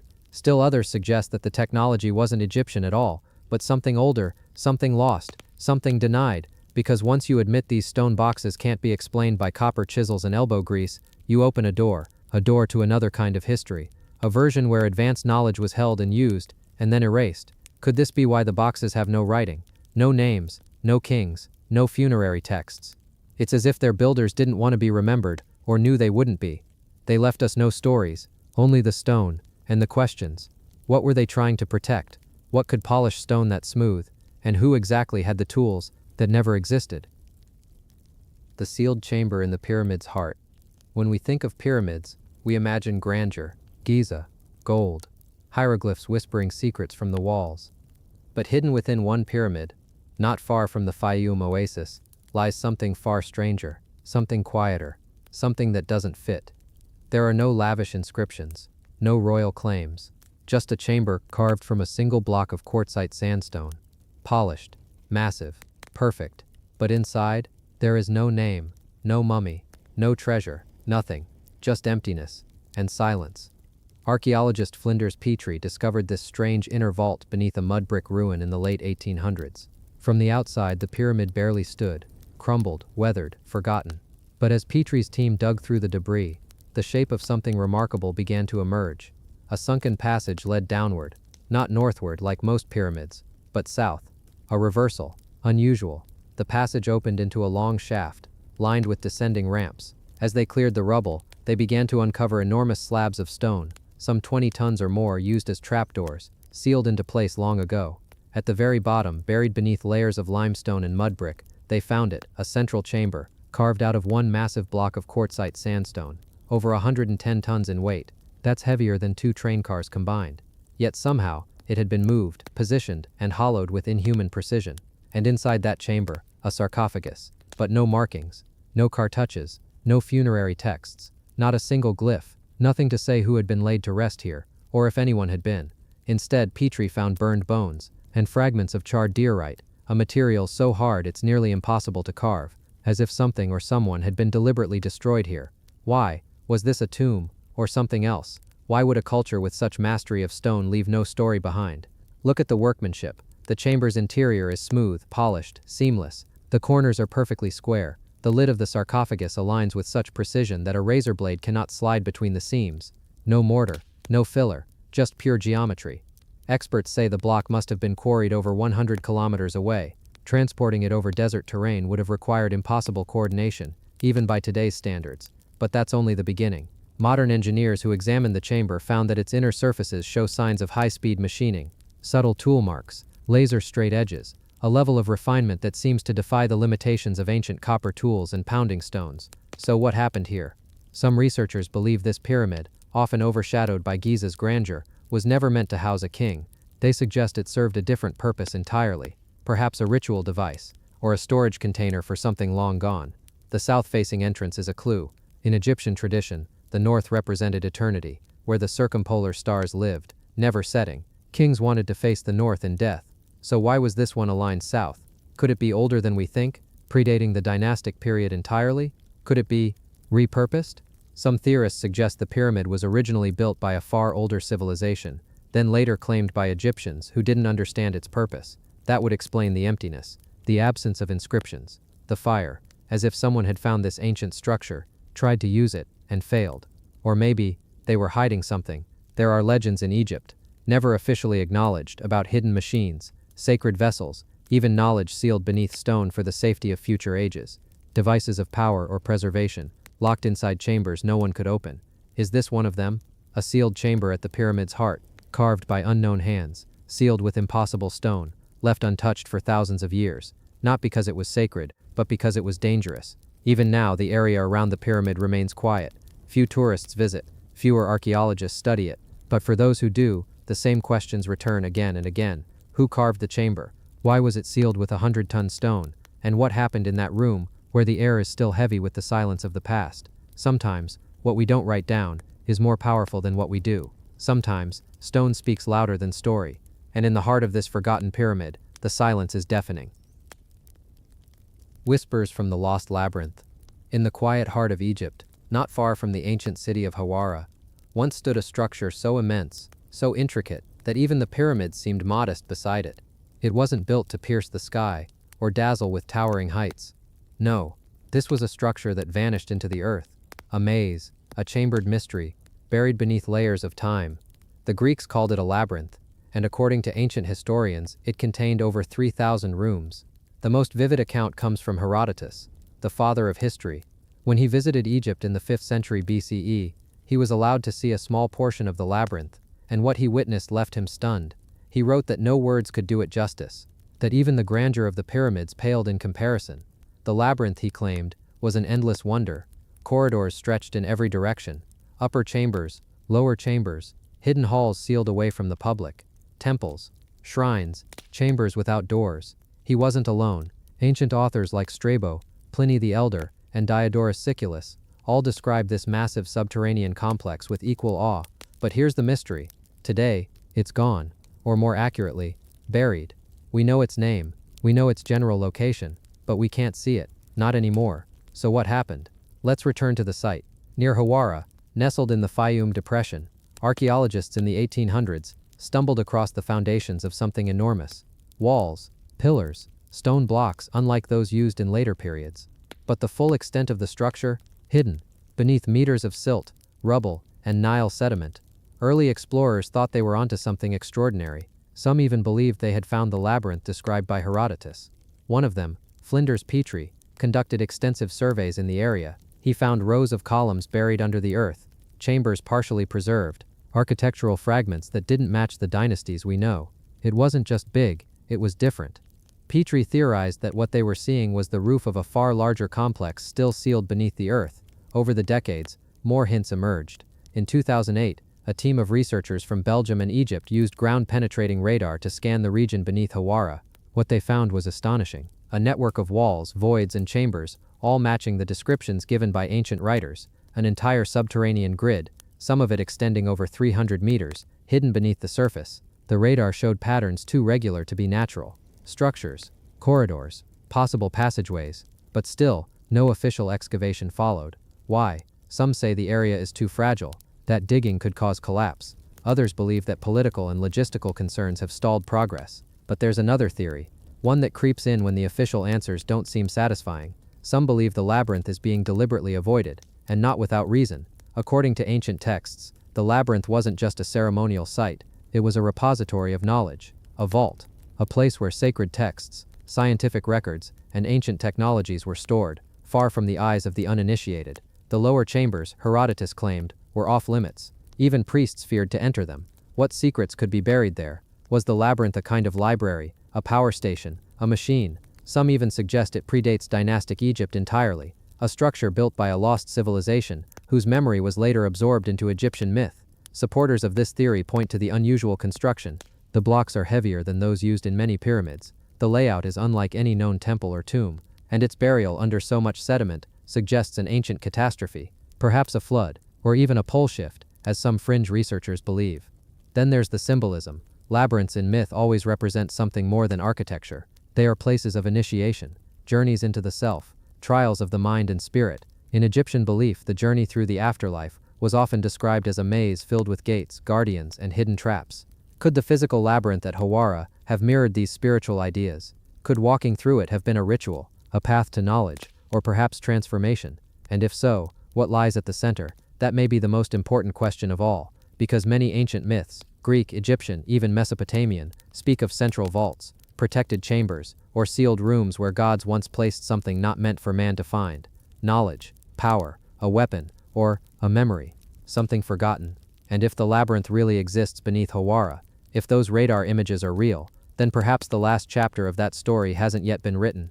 The earth is patient, it hides things well, but whispers still rise, from buried stones, from ancient texts, from old maps that mark strange grids in the sand. Somewhere beneath the dust, beneath the silt in modern farmland, something sleeps, and one day someone might dig deep enough to wake it. The granite boxes that weren't meant to be sarcophagi. If you were to descend into the quiet corridors beneath Saqqara, far away from the heat and sounds of the modern world, you'd eventually find yourself standing before something that doesn't quite make sense. Massive granite boxes. Dozens of them, each one larger than a car, some weighing up to 70 tons. Perfectly smooth, mirror-like surfaces, and edges so sharp they look like they were cut by lasers. Not by copper tools from 3,000 years ago. But what are they? Why were they placed here? And perhaps the most unnerving question of all, what if they weren't coffins at all? Let's go back. Saqqara is one of Egypt's most famous necropolises. It's been known for centuries as a sacred burial site, and the Serapeum, a mysterious underground temple-like tunnel system, is hidden right beneath it. Inside the Serapeum, explorers found a series of these granite boxes, each tucked into its own chamber, each sealed shut. Mainstream archaeologists often say these boxes were made to hold the sacred apis bulls, animals once worshipped in ancient Egypt. But there's something odd about that explanation. Actually, there are a lot of odd things. For starters, why are the boxes so impossibly perfect? Some of these granite blocks were carved so precisely that modern engineers have measured deviations of less than 1/10,000th of an inch. That's tighter than the tolerance on some airplane parts today. Inside the boxes, the walls are flat, dead flat. The corners are so exact you'd think they were cut by a computer-controlled machine.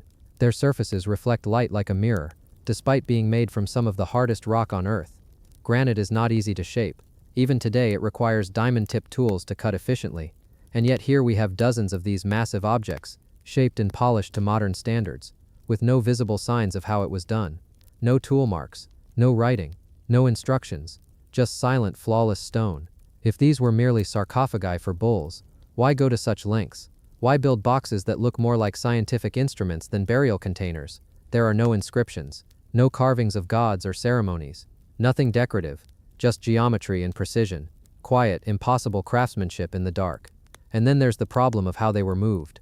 These boxes were not built inside the Serapeum. They had to be transported into it through narrow underground tunnels. Some weigh 70 tons. Just the lids alone weigh 30 tons. Even today it would take advanced lifting equipment to lower and position these safely without breaking anything.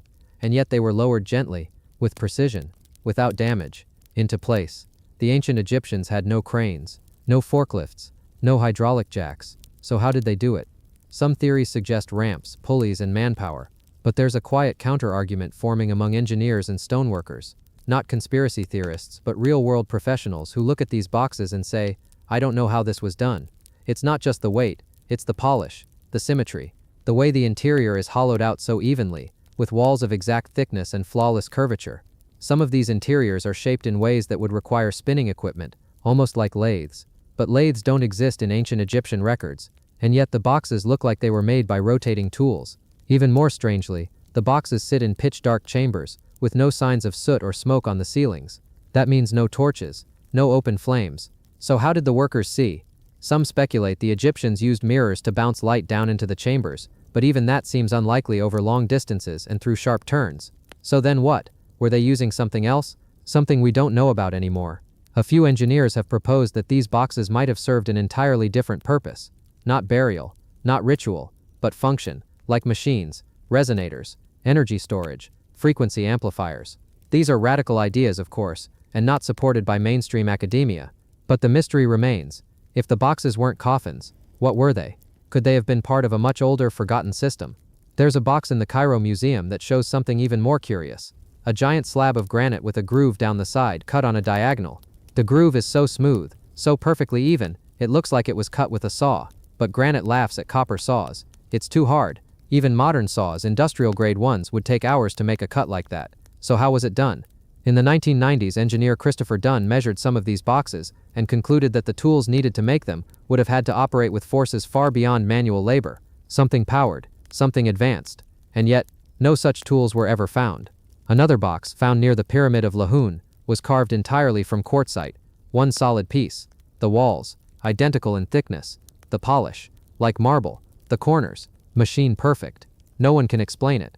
And because it can't be explained, it tends to be ignored. That's the strange thing about mysteries like these. When evidence doesn't fit the story we expect, we often pretend it doesn't exist. But it exists. You can visit these boxes. You can measure them, touch them, photograph them. You just won't get answers. Some researchers believe these artifacts weren't made by the Egyptians at all. They may have inherited them, used them, buried them again when they no longer understood their purpose. Perhaps they were made by a civilization long lost, a group with knowledge far beyond our assumptions about the past, a civilization erased by flood, fire, or time itself. We don't know, and maybe that's what makes it all so powerful, because in these silent granite boxes buried deep in the earth lies a question that refuses to go away. What were they really made for, and who, if anyone, still remembers? Beneath the sands of Egypt, a legacy older than pharaohs. When people think of Egypt, they picture golden tombs, towering pyramids, and rows of hieroglyphs speaking the language of kings long gone. But Egypt is far older than its pharaohs, and beneath the dunes, beneath the temples, beneath even the oldest known layers, there are whispers of something far more mysterious. A machine, not of gears or steam, but something more elemental, and perhaps more advanced. Let's slow things down and begin at the surface. Because on the surface there is still so much we don't understand. All across Egypt we find monuments that don't seem to fit the time they're placed in. Stonework too precise, blocks too large, alignments too exact. And deeper still, chambers we are not allowed to excavate, tunnels sealed off, ruins dismissed as natural. But what if they aren't natural? What if they're hiding a past that doesn't fit the story we've been told? At a site just outside the Fayum oasis where the desert heat warps the horizon like a dream, you'll find the Pyramid of Hawara. To most visitors, it's just a crumbling hill of bricks. But to those who've studied it closely, it may be one of the most important places in Egypt. Why? Because underneath it once stood what ancient historians called the greatest structure in Egypt's history, greater than the pyramids, greater than the temples, a labyrinth with 3,000 rooms. Herodotus described it with awe. He claimed to have seen it himself. A winding, multi-level maze of chambers, many of them underground. But today it's gone. No grand entrances, no inscriptions, no carvings, just sand. And yet in the 20th century, when aerial photographs were taken and satellites began scanning the ground, strange patterns appeared beneath the surface. Foundations, walls, rectangles too straight to be natural, all buried, all silent. Could this be the lost labyrinth? And if so, why was it buried? Some believe it wasn't just a palace or tomb complex. They say it had a function, a purpose, something not symbolic, but technological. At other sites across Egypt, like the Serapeum of Saqqara, we find clues. Enormous stone boxes weighing 70 tons each, polished smoother than glass, perfectly shaped, with no inscriptions. Who made them, and how? These aren't just rough sarcophagi, they're masterpieces of geometry and engineering. Their surfaces are so precise that lasers today show deviations of less than a millimeter. Inside, their corners are flawless, 90-degree angles carved into solid granite. The official explanation, that artisans used copper tools, but copper is softer than granite. It bends, it warps, it fails. Try cutting a diamond with a butter knife and you'll get the picture. Some researchers propose something more radical, that these artifacts weren't built with handheld tools at all, but with lost technologies, devices that worked not by brute force, but by resonance, vibration, sound. In other words, ancient machines, and not necessarily machines with moving parts, machines that harnessed the planet itself. In places like Abu Rawash and Zawiat El Arian, there are strange constructions, massive granite shafts that go nowhere, circular pits with unknown functions. And most of them are either sealed off or ignored. In some cases, they're inside military zones. Why?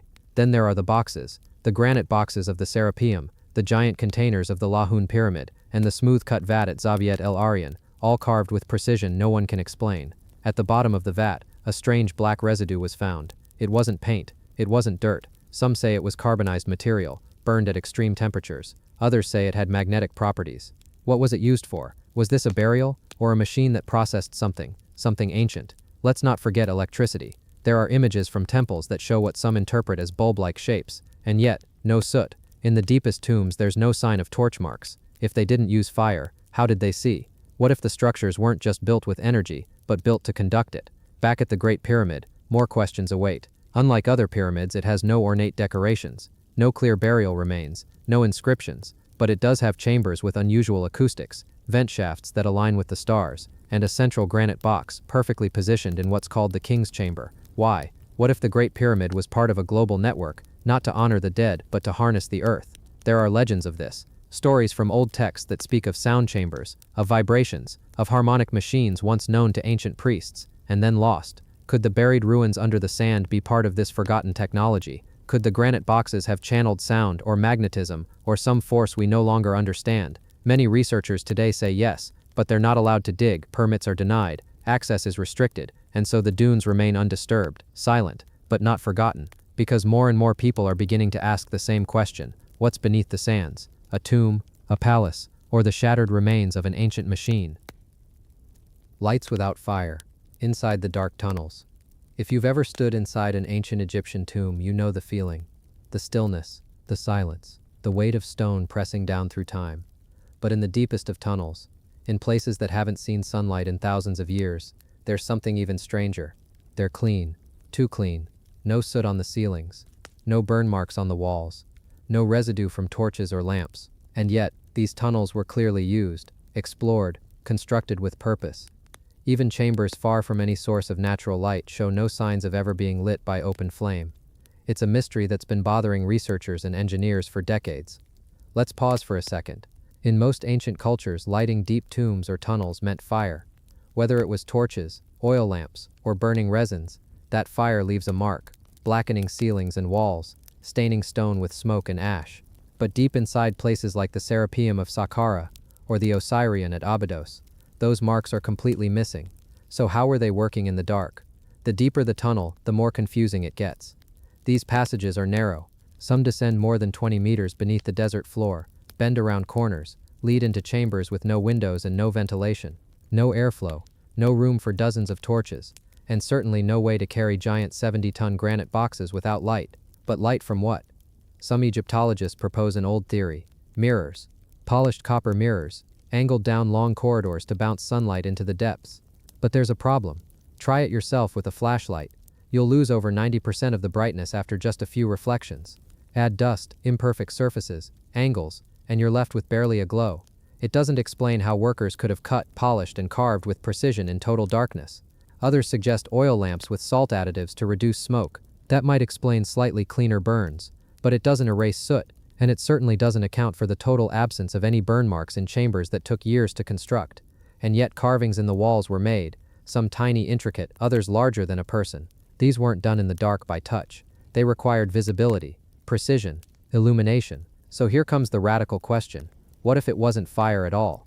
A few researchers, mostly outside mainstream academia, have proposed something different, that perhaps the ancients had access to some form of cold light, not electric as we know it, but chemical, crystalline, something we've lost. In the Dendera temple, there's a famous image often called the Dendera light, a curious depiction of what looks like a long bulb-shaped object, with a serpent-like filament and a socketed base. Some say it's symbolic. Others wonder, could this be a forgotten technology? There are materials in nature, like phosphorescent minerals, that emit light after absorbing it. What if the ancients had access to glowing substances, charged in sunlight and placed in tunnels? Far-fetched, maybe, but no more far-fetched than carrying torches through miles of pitch-black passageways and leaving zero signs behind. There's another theory: sound resonance. Some believe the ancients used sound to generate luminescence. It's speculative, of course, but experiments in modern labs have shown that sound waves at specific frequencies can cause gases to glow. Could they have used vibration, crystal structures, or piezoelectric materials, like quartz, to create low glowing light deep underground? Let's be honest, we don't know. But here's what we do know. The further we go into Egypt's ancient underground, the more this pattern repeats. Long, complex, buried systems, with no traditional light source. Structures like the Serapeum weren't just ceremonial, they were engineered, built with astonishing precision. Massive boxes lowered into stone chambers, with no clearance for error. They needed to see, and somehow they did. Could it have been something entirely beyond our expectations? Not alien, just forgotten. A different kind of light. A lost method that left no smoke, no soot, No trace except the work itself. Until we find the answer, the halls remain dark, but never truly empty. And maybe, the light still lingers. In the questions we ask, in the places we've yet to dig, or in that one clue, still buried, waiting for someone to look in just the right way. The pyramid that faces the wrong way. There's something oddly comforting about symmetry in the ancient world. Pyramids that face north, chambers aligned with the stars, passageways that echo the constellations. For thousands of years, ancient Egyptian structures have obeyed this unwritten rule. Everything points with purpose. The Great Pyramid of Giza, for example, is aligned so precisely to true north that modern engineers are still baffled. Nearly every major pyramid in Egypt faces north. That orientation wasn't random. It was sacred, symbolic, functional. So why is there one pyramid that doesn't follow the rules? Tucked away, worn and almost forgotten, sits a structure known as the Pyramid of Lahan, also called the Pyramid of Senusret II. At first glance, it looks like the others. Mud brick base, limestone casing, long gone, a traditional form. But look closer, and something's off. Its entrance is on the south side, not the north. That small detail, a doorway, may seem trivial, but for ancient Egyptian architecture, it's not. It's a break in tradition so specific that it demands attention. Why? Why would a pharaoh, one of the most powerful rulers in one of history's most symbol-driven civilizations, choose to build a pyramid that faced away from everything his predecessors held sacred? It wasn't a mistake. That much is clear. Everything else about the Lahan pyramid was carefully designed. Hidden passageways, decoy chambers, trap blocks weighing tons. The real burial shaft wasn't even inside the pyramid. It was beneath it, dug into solid bedrock and concealed with layers of rubble and false walls. It was as if the entire structure was meant to mislead. Was the southern entrance part of that deception? Some researchers believe so. A theory suggests the pyramid was built not just to house the king, but to protect something else, something that had to be hidden from the public eye. A relic, a machine, a tomb older than the pyramid itself. Let's go deeper. The pyramid was excavated in the late 1800s by Sir Flinders Petrie, one of the most meticulous Egyptologists in history. He was struck by how carefully everything was concealed. From fake entrances to the use of raw desert stone to camouflage real passageways, this wasn't just architecture, it was misdirection, like a magician's trick box. And then there's the sarcophagus chamber itself. It's made from a single colossal block of quartzite, weighing over 110 tons, carved with surgical precision. There are no inscriptions, no hieroglyphs, no name, no title, just a perfect silent vault, sealed, buried, forgotten. So here we are, a pyramid that breaks alignment, a doorway that opens south, a coffin with no name. It's enough to make even the most skeptical mind wonder what was really going on. There's another possibility, one that pulls us into even deeper waters. Some researchers have connected this anomaly to the idea of an older map, a theory that suggests certain pyramids weren't just tombs but markers, that their placement on the desert floor forms a kind of blueprint, a code passed down from a civilization we've yet to name. If the north-facing pyramids are meant to align with Orion or true north, could this south-facing one be pointing to something else?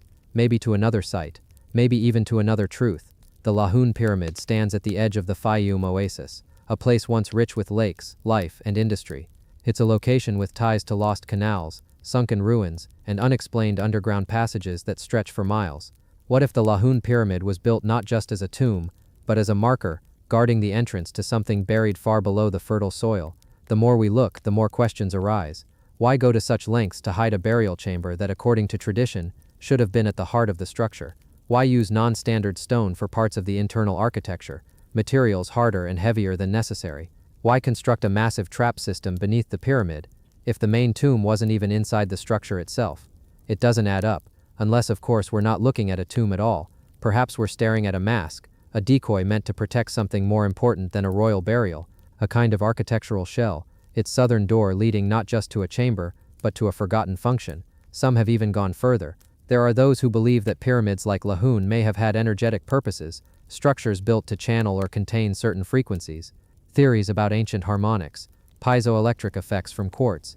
The alignment to celestial bodies may have played a role in amplifying or grounding such forces. And then there's the silence. No inscriptions, no funerary texts, nothing explaining why this pyramid was built the way it was. That's not normal for Egypt. Even the most modest tombs are covered in prayers and warnings, and the names of the dead. But here, just stone, smooth, deliberate, and quiet, as if someone didn't want us to know, or maybe they assumed we'd never understand. and perhaps they were right. The south-facing pyramid continues to puzzle and provoke. It stands in the desert sun, slowly fading, its secrets sealed in sandstone and rubble, but the questions it raises still burn quietly in the minds of those who look too closely. Was it built to mislead, to protect something ancient, or to point the way to something we've yet to uncover? Whatever the answer is, it isn't waiting at the top. It's beneath us, buried, sealed, waiting. The black residue inside the granite vat, in the vast deserts of Egypt, past the crowded pyramids, beyond the familiar echoes of tourist footsteps, there is a sight almost no one talks about. It's not on postcards, it's not taught in schools, and yet, what lies buried here may hold one of the most confounding discoveries in all of ancient archaeology. It began with a strange pit, deep, narrow, roughly 21 meters, about 7 stories, straight down into the limestone bedrock. At the bottom, a cluster of enormous pink granite blocks, placed together so precisely they looked like the workings of some forgotten machine. And nestled among them, half buried in dust and sealed in clay, was something even stranger, a massive oval-shaped granite vat, carved with such symmetry, such smoothness that it could have been made yesterday, but it wasn't. This object, unknown, unexplained, was estimated to be over 3,000 years old, and when researchers finally opened it, they found nothing except a thin black residue coating its inner walls. No inscriptions, no bones, no treasure, no explanation, just a strange, oily darkness, sealed for centuries in total silence. So now the question becomes, what was this vat for, and what could leave behind a residue like that? Let's rewind for a moment. The site was first explored in 1900 by Italian archaeologist Alessandro Barsanti. He was working at a place known as Zet Eleron, a quiet rocky expanse about 5 miles southwest of the Giza Plateau. It was already littered with ruins, broken walls, weathered stone, collapsed tombs, but this pit was different. Barsanti wasn't the first to find it. Local shepherds had long spoken of a deep shaft filled with ancient stone, a place their grandparents warned them not to approach, a place some believed was cursed. When Barsanti descended into the pit, what he found was beyond unusual. The granite blocks didn't look discarded, they looked assembled as if to support something heavy. They weren't decorative, they were functional, and in the center of it all was the vat, an oval, almost egg-like container, with smoothed inner walls, carved from a single massive block of pink granite. No lid remained, no writings, no handles, just a sealed vessel, and a black stain. So what could it have held? Barsanti proposed something radical at the time. He believed he was on the edge of discovering a subterranean complex, possibly older than dynastic Egypt. But funding ran out. War came, and before he could return, the Egyptian government declared the site off limits, turning it into a military zone. It's remained that way ever since. The granite vat was documented, measured, photographed, but never fully explained. Now here's where it gets even more intriguing. Modern scientists have since tried to replicate granite carving techniques using tools we know the ancient Egyptians had: copper chisels, dolerite pounding stones, and sand abrasives. They found that shaping something like this vat using those tools would be almost impossible, not just because granite is hard, but because the inner cavity of the vat was so symmetrical, so evenly hollowed, that even our modern equipment would struggle to recreate it without advanced guidance systems. The walls were the same thickness throughout. The curves followed a mathematically perfect arc. There were no chisel marks, no sign of layered carving. It wasn't hacked away. It was made deliberately, as if by rotation, as if by a tool that could spin and shape stone with exact pressure. But we have no evidence of any such tool in the ancient Egyptian toolkits. So who made it, and how? Now back to the residue. Researchers who tested the dark film inside the vat found traces of carbon, along with organic material and faint traces of heavy metals.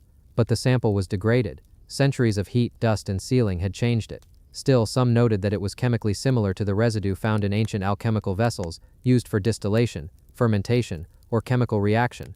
Could the granite vat have been a reactor of some kind, or a fermentation chamber, or more chillingly, a containment unit? Some theorists, not mainstream scholars but engineers and researchers from outside academia, have proposed that vats like this could have been used to contain materials requiring insulation. Granite, after all, is resistant to chemical corrosion, heat, and time. If you wanted to store something volatile, something that could degrade organic matter, emit energy, or decay slowly, this is how you'd do it. Granite, buried deep underground, covered in clay and lime, left untouched for millennia. And that raises another question. Was it empty when it was sealed? Or did something once rest inside, something now dissolved, leaving only that stain behind? Some have connected this vat to similar discoveries in other parts of Egypt. The sarcophagi of the Serapeum, for instance, massive granite boxes, sealed without explanation, some with no inscriptions, others with symbols no one can translate. Could they all have come from a shared tradition, a technology or purpose now lost. There's even a theory, again not from mainstream Egyptology, but whispered on the fringes of alternative research, that this granite vat could have been part of a machine, a fluid system, a generator, a container for something not just valuable, but dangerous. That black residue may not be just decay, it might be a clue. Even now, over 100 years since its discovery, the vat remains inaccessible. The site at Zet El-Aran is still under military control. Attempts to revisit the chamber have been denied. No ground-penetrating radar, no further excavation. Why? Why shut down access to a site no one even talks about? Why protect an empty hole in the ground unless it's not empty? That silence speaks volumes. Perhaps the answers lie not just in the residue, but in the decision to bury the vat so deep, so carefully, that only deliberate effort could ever reveal it, like a message waiting for the right time, or the right mind. The vanished builders of Zet El-Aran. There's a place in Egypt that almost no one talks about. It doesn't appear in travel guides. It's not on tourist maps. In fact, unless you dig deep into the old excavation records, or the suppressed whispers of archaeologists who tried to study it, you might never hear the name Zet El-Aran at all. But if you do find it, you'll uncover one of the most quietly disturbing mysteries in all of Egypt. In the early 1900s, Italian archaeologist Alessandro Barsanti stumbled across something strange in the desert near Saqqara. He found a pit, just a pit, but inside it was filled with massive stone blocks, not broken, not ruined, deliberately placed as though someone was trying to hide something. At the very bottom of this pit, 21 meters down, Barsanti found a sealed granite container. It was oval in shape, cut from a single block of pink granite. The lid was fused shut with layers of limestone, clay and plaster, almost like someone wanted it never to be opened again. But Barsanti did open it, and what he found inside was nothing, or so it seemed. The container held only a thin layer of black residue, a greasy film clinging to the polished stone. No body, no inscriptions, no artifacts, just that strange residue.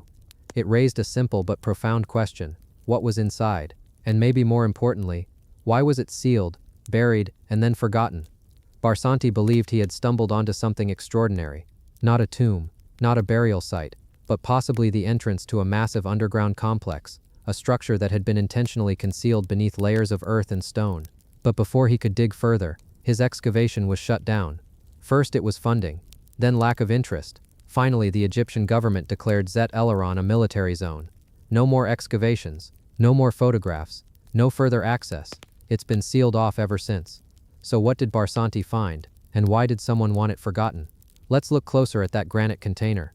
It was expertly carved, polished smooth, just like the mysterious granite boxes in the Serapeum of Saqqara, some of which weigh over 70 tons and are finished with a level of precision we still struggle to reproduce. Granite as a material is hard. So hard, in fact, that copper chisels, the tools ancient Egyptians are said to have used, wouldn't have been enough. Not even close.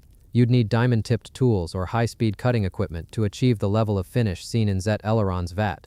But this wasn't a palace. It wasn't a temple. There's no grand entrance, no ceremonial inscriptions, just a granite object, buried, sealed, and hidden.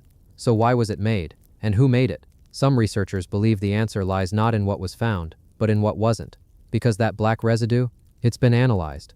The chemical breakdown is unusual, not quite organic, not quite synthetic. Some speculate it's the remnant of a chemical process, something burned, dissolved, or even stored inside the vat. And it wasn't random.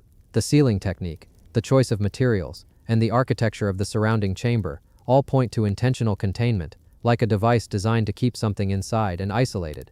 Maybe for ritual, maybe for preservation, maybe for safety. But from what? Others go further, suggesting that the granite container was part of a larger machine, that Zet El-Aran wasn't just a forgotten site. It was a technological complex, with parts that no longer make sense because we've lost the context to understand them. It sounds far-fetched, until you consider how consistently advanced this workmanship really is. Even the geometry of the chamber is unusual. The way the floor and walls are cut suggests a familiarity with vibration, load-bearing physics, and possibly even harmonic resonance. In other words, it may have been designed to interact with energy, not just to sit in silence. If this is true, then maybe that residue wasn't just left behind. Maybe it's all that remains of a process, one we can no longer identify. A few independent researchers believe Zet El-Aran could have been part of a much older system, predating the dynastic Egyptians. Something akin to the Serapeum, or even the Great Pyramid itself, which also contains sealed granite structures with no inscriptions. It raises a quiet but unsettling possibility, that Egypt, as we know it, is built atop something much older, A civilization that vanished, leaving only its stonework behind. And the most dangerous part? Maybe someone found a piece of that civilization at Zet Eleron. Maybe they realized it wasn't supposed to be found, and so they closed the site, declared it off limits, and let the desert cover it again. Whatever the truth, one thing is certain: Zet Eleron is not just another ruin. It's a scar in the sand, a chamber with no context, a secret that someone, at some point, tried very hard to bury for good. And the next time someone uncovers a granite container like that, they might want to ask not just what's inside, but why it was hidden. The map carved in shadows. If you blinked, you'd miss it. Etched not with grandeur, but with quiet precision. There's a faint carving on a weathered stone near the edge of the western desert, so faint it disappears in direct sunlight, only revealing itself when shadows sweep across its surface in the late afternoon. Most pass it by, dismissing it as erosion or meaningless scratches. But when you really study it, the lines begin to form shapes, angles, coordinates, what some believe might be an ancient map. This isn't just some overactive imagination. In the 1960s, a French researcher photographing the Giza Plateau at sunset noticed something strange in one of his prints: fine grooves on a boulder's side that didn't appear in broad daylight. When traced, the lines resembled a star chart, one not of the sky above but of landforms scattered across Egypt's deserts. Why would someone carve a map so subtly, so invisibly? One theory is that it was meant only for those who knew how to find it. Like a code hidden in plain sight, visible only at the right angle, in the right light. Shadow reveals what sunlight conceals. What's even more mysterious is that the map appears to point away from the Giza Plateau toward the uninhabited, government-restricted zones west of Bahariya, areas where ancient ruins have been rumored but never officially documented. Satellite imagery shows geometric anomalies in those regions, rectilinear patterns under the sand, unexplainable by natural formations. Could those shapes match the patterns on the stone? Some say yes. In 2003, an independent group of researchers compared the faint engraving to satellite overlays of unexplored Egyptian desert. The orientation and proportions seem to align, not perfectly but unnervingly close. If that's true, it means someone, thousands of years ago, knew how to map the land from the air, or from a perspective we still don't understand. Even stranger, this so-called shadow map aligns with an even older enigma, the Nabta Playa site near the Sudanese border. At Nabta, ancient stones dating back over 7,000 years appear aligned to the stars. Could this subtle Giza carving be part of a much broader network? There's another layer to this story. The rock bearing the engraving is made of limestone, which erodes easily in desert wind, yet this carving has survived. Barely. But it's there. For it to last this long, it had to have been protected, intentionally, almost as if someone buried it or shielded it, waiting for a future generation to uncover its meaning. And if it is a map, what does it lead to? Some believe it points toward an underground complex, a buried structure that predates dynastic Egypt. Others speculate it's connected to what ancient historians like Herodotus described as a vault of knowledge, a term often dismissed as legend. But what if it wasn't? One archaeologist who visited the site in the late 90s noted that the stone was placed at a strange angle, tilted slightly eastward, as if it was positioned not for beauty but for functionality. The shadows that make the carving visible appear only during certain months, around equinox. If that's deliberate, then whoever created it wasn't just carving art, they were marking time, using light and shadow as a clock, a calendar, a trigger.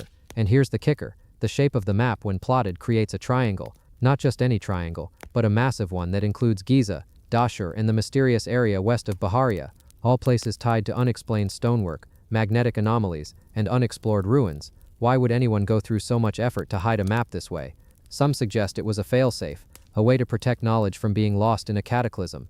If the ancients believed the earth might one day be shaken, flooded, or reset, perhaps they etched their most sacred maps into stone in the most discreet and enduring way possible. Or maybe they didn't want it found. Whoever made the shadow map didn't leave an explanation, just a whisper, a subtle line here, a faint groove there, like a message left for someone in the future. Maybe us, maybe someone who would know how to read it. The desert is full of wind and time, erasing nearly everything, but not this, not yet. And until the day we follow where that triangle leads, into the dunes, beyond the silence, we'll never know what lies beneath the sands it points to. The pyramid that was never finished. If you ever find yourself walking through the harsh winds of the Egyptian desert, somewhere off the tourist maps and far from the spotlight of Giza's fame, you might stumble upon something strange. A pyramid that doesn't quite belong. It rises abruptly from the sand, not in sharp, perfect lines, but in broken, unfinished tiers. Its limestone casing was never smoothed, its summit was never placed. And at its base, the workers' ramps, those long, winding slopes used to haul stone blocks, are still there, frozen in time, like a construction site everyone just walked away from. They call it the Pyramid of Baka, or sometimes the unfinished pyramid of Zawiyat el-Aryan, and it's incomplete. The obvious question, why? Why would an ancient king with unlimited manpower, unimaginable resources, and divine authority abandon a pyramid halfway through? Why would the greatest symbol of his afterlife journey remain undone? This is where the mystery begins. Unlike other royal pyramids, we don't even know for certain who this monument was built for. No inscriptions name a pharaoh. No decorated burial chamber gives clues. Even the layout is bizarre, starting with the subterranean chamber. Deep beneath the surface, a massive, perfectly carved granite sarcophagus-like box sits in place, carved from a single block. It weighs dozens of tons, yet no body was ever found inside. It's not a tomb, at least not one we understand. Let's look at what archaeologists do know. The site, Zawiyat el-Aryan, is just a few miles south of the Giza Plateau. In fact, it's close enough that one might assume it was built around the same time as the famous pyramids. But there are strange differences. The unfinished pyramid doesn't follow the standard construction patterns. It doesn't even sit at a precise cardinal alignment, unlike its Giza neighbors. Its substructure was dug deep, very deep. Some 20 meters below the desert floor, a massive trench was carved. At the bottom of this trench sits that enormous granite box, so large and so smooth that many question how it was placed there at all. No chisel marks, no seams, just solid unblemished stone. The box itself was sealed shut with a circular plug, but when modern archaeologists opened it, they found nothing. No inscriptions, no bones, no ashes, just empty silence. Was it looted? Possibly. But here's where things get stranger. There are no tunnels, none. Unlike other pyramid sites that often show signs of tomb robbers, this chamber had no break-ins, no hidden shafts, no pried open lids. So why was the box empty? And more importantly, why was it sealed at all? Some researchers suggest the project was abandoned suddenly, perhaps due to the pharaoh's unexpected death. Others believe political upheaval or shifting priorities could have halted the work. But if it was just a cancelled building project, why go to such trouble to place the granite box? Why carve the chamber at such depth? Why seal it and then walk away? Let's consider something even more unusual. The tools required to carve that granite box to such precision are not ones we can easily explain. Granite is among the hardest stones on Earth. Carving it using copper chisels, as the standard historical narrative suggests, is unlikely. Copper is too soft. It wears quickly. The level of polish and symmetry found in the chambers suggests something more, something we can't fully account for. In fact, the granite box here closely resembles those found in the Serapeum of Saqqara, another mysterious site known for its oversized sarcophagi carved from a single block, polished to mirror smoothness, and tucked into tunnels that show no signs of fire or torch use. Why is this significant? Because those boxes were also sealed, and mostly empty. A pattern is beginning to emerge. Some researchers argue that these granite containers were never meant to house mummies, that their design, precision, and material suggest a different function, perhaps as resonators, or energy devices, or even containment vessels for something we no longer understand. Which brings us back to the unfinished pyramid. What if it was never meant to be finished? What if its purpose was not a burial but an experiment? A chamber built not for death but for interaction with sound, vibration, energy. What if it was part of a broader system, one that includes the Giza pyramids, the Sphinx, the Serapeum, and the many forgotten ruins beneath the desert sands? Satellite imagery has revealed faint outlines of other possible structures beneath the surface near Zawiyat el-Aryan. Walls, chambers, linear anomalies, but excavation is restricted. The area has been designated a military zone off limits to further study. Why? Why shut down investigation into an unfinished pyramid? Why place guards around a structure no tourist visits? Could it be that there's more beneath the site than meets the eye? Let's not forget, Egypt's vast desert is not just sand. It's a graveyard of forgotten knowledge. Beneath every dune might lie another monument, another vault, another enigma. And this pyramid, half built, half buried, may hold a key to understanding it all. A snapshot of a moment when something bigger was being attempted, something we still don't understand. As you rest, picture the scene. Workers carving deep into bedrock, massive stone boxes lowered with uncanny precision, and then, a sudden stop, silence. Dust settles, ramps fall into disrepair, wind reclaims the site. Thousands of years later, only fragments remain. But questions, those still echo. Who built it? Why did they stop? What was sealed inside the granite box, if anything? And what might still lie buried, untouched, beneath the unfinished pyramid?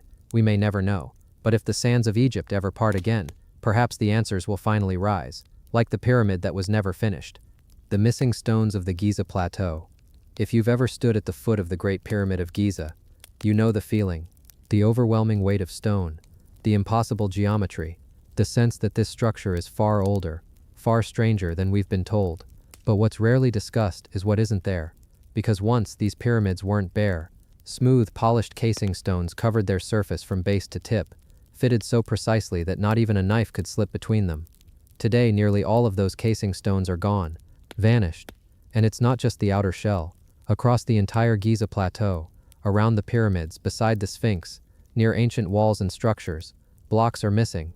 Entire sections that were once part of the original plan have simply disappeared. Some say they were removed, stolen for mosques and palaces, repurposed as construction materials in later centuries. But others ask, what if they were never placed at all? What if the builders stopped? What if what we're seeing today is an incomplete system? Let's start with what we know. When the Great Pyramid was first completed, if it ever truly was, it was said to be covered in white Tura limestone, polished to reflect the sun so brilliantly it could be seen from miles away.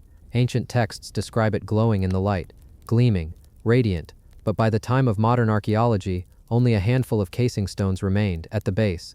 The rest, gone. One theory is that an earthquake, centuries ago, loosened the casing stones, which were then harvested for building projects in nearby Cairo. It's a logical explanation, to a point. But here's the problem. The missing stones aren't just on the outer layers. Inside the pyramid itself, within the so-called relieving chambers above the king's chamber, and in various shafts and tunnels, large blocks are absent. Empty sockets remain where something once sat, or should have. Why would looters go through the dangerous claustrophobic process of removing internal structural stones? What value would they find in blocks buried deep within? Even stranger, some of these missing stones are perfectly cut, like someone had begun to place them, and then stopped. Let's consider another possibility. What if the pyramid's construction was part of a multi-phase project, one that was never finished? If you look at the stepped appearance of the pyramid's core, you notice something odd. The steps are not uniform. Some areas are rough, others are extremely flat. Some surfaces appear to have been ready for casing, others not even shaped. Could it be that only part of the pyramid was ever fully completed? And then there's the question of the mortar. In places where casing stones once were, traces of ancient mortar remain. But not everywhere. In some areas there are no signs of casing stones ever being placed. No marks, no impressions. It's as if the blocks were planned, but never delivered. This opens up a new line of thought. What if the builders never finished what they started? Not because of war, or death, or lack of resources, but because something changed. What if the project was shut down? Let's take a broader view of the Giza Plateau. Scattered throughout the area are enormous blocks of stone, some the size of small cars, half buried, cracked, or abandoned. Some have no obvious purpose. Others seem like they were meant for something, but never made it to their final destination.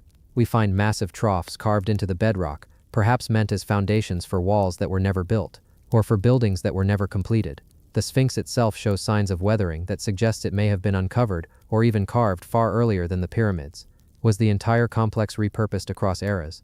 Were the builders working with something already ancient and adapting it? And then there's something most tourists never see.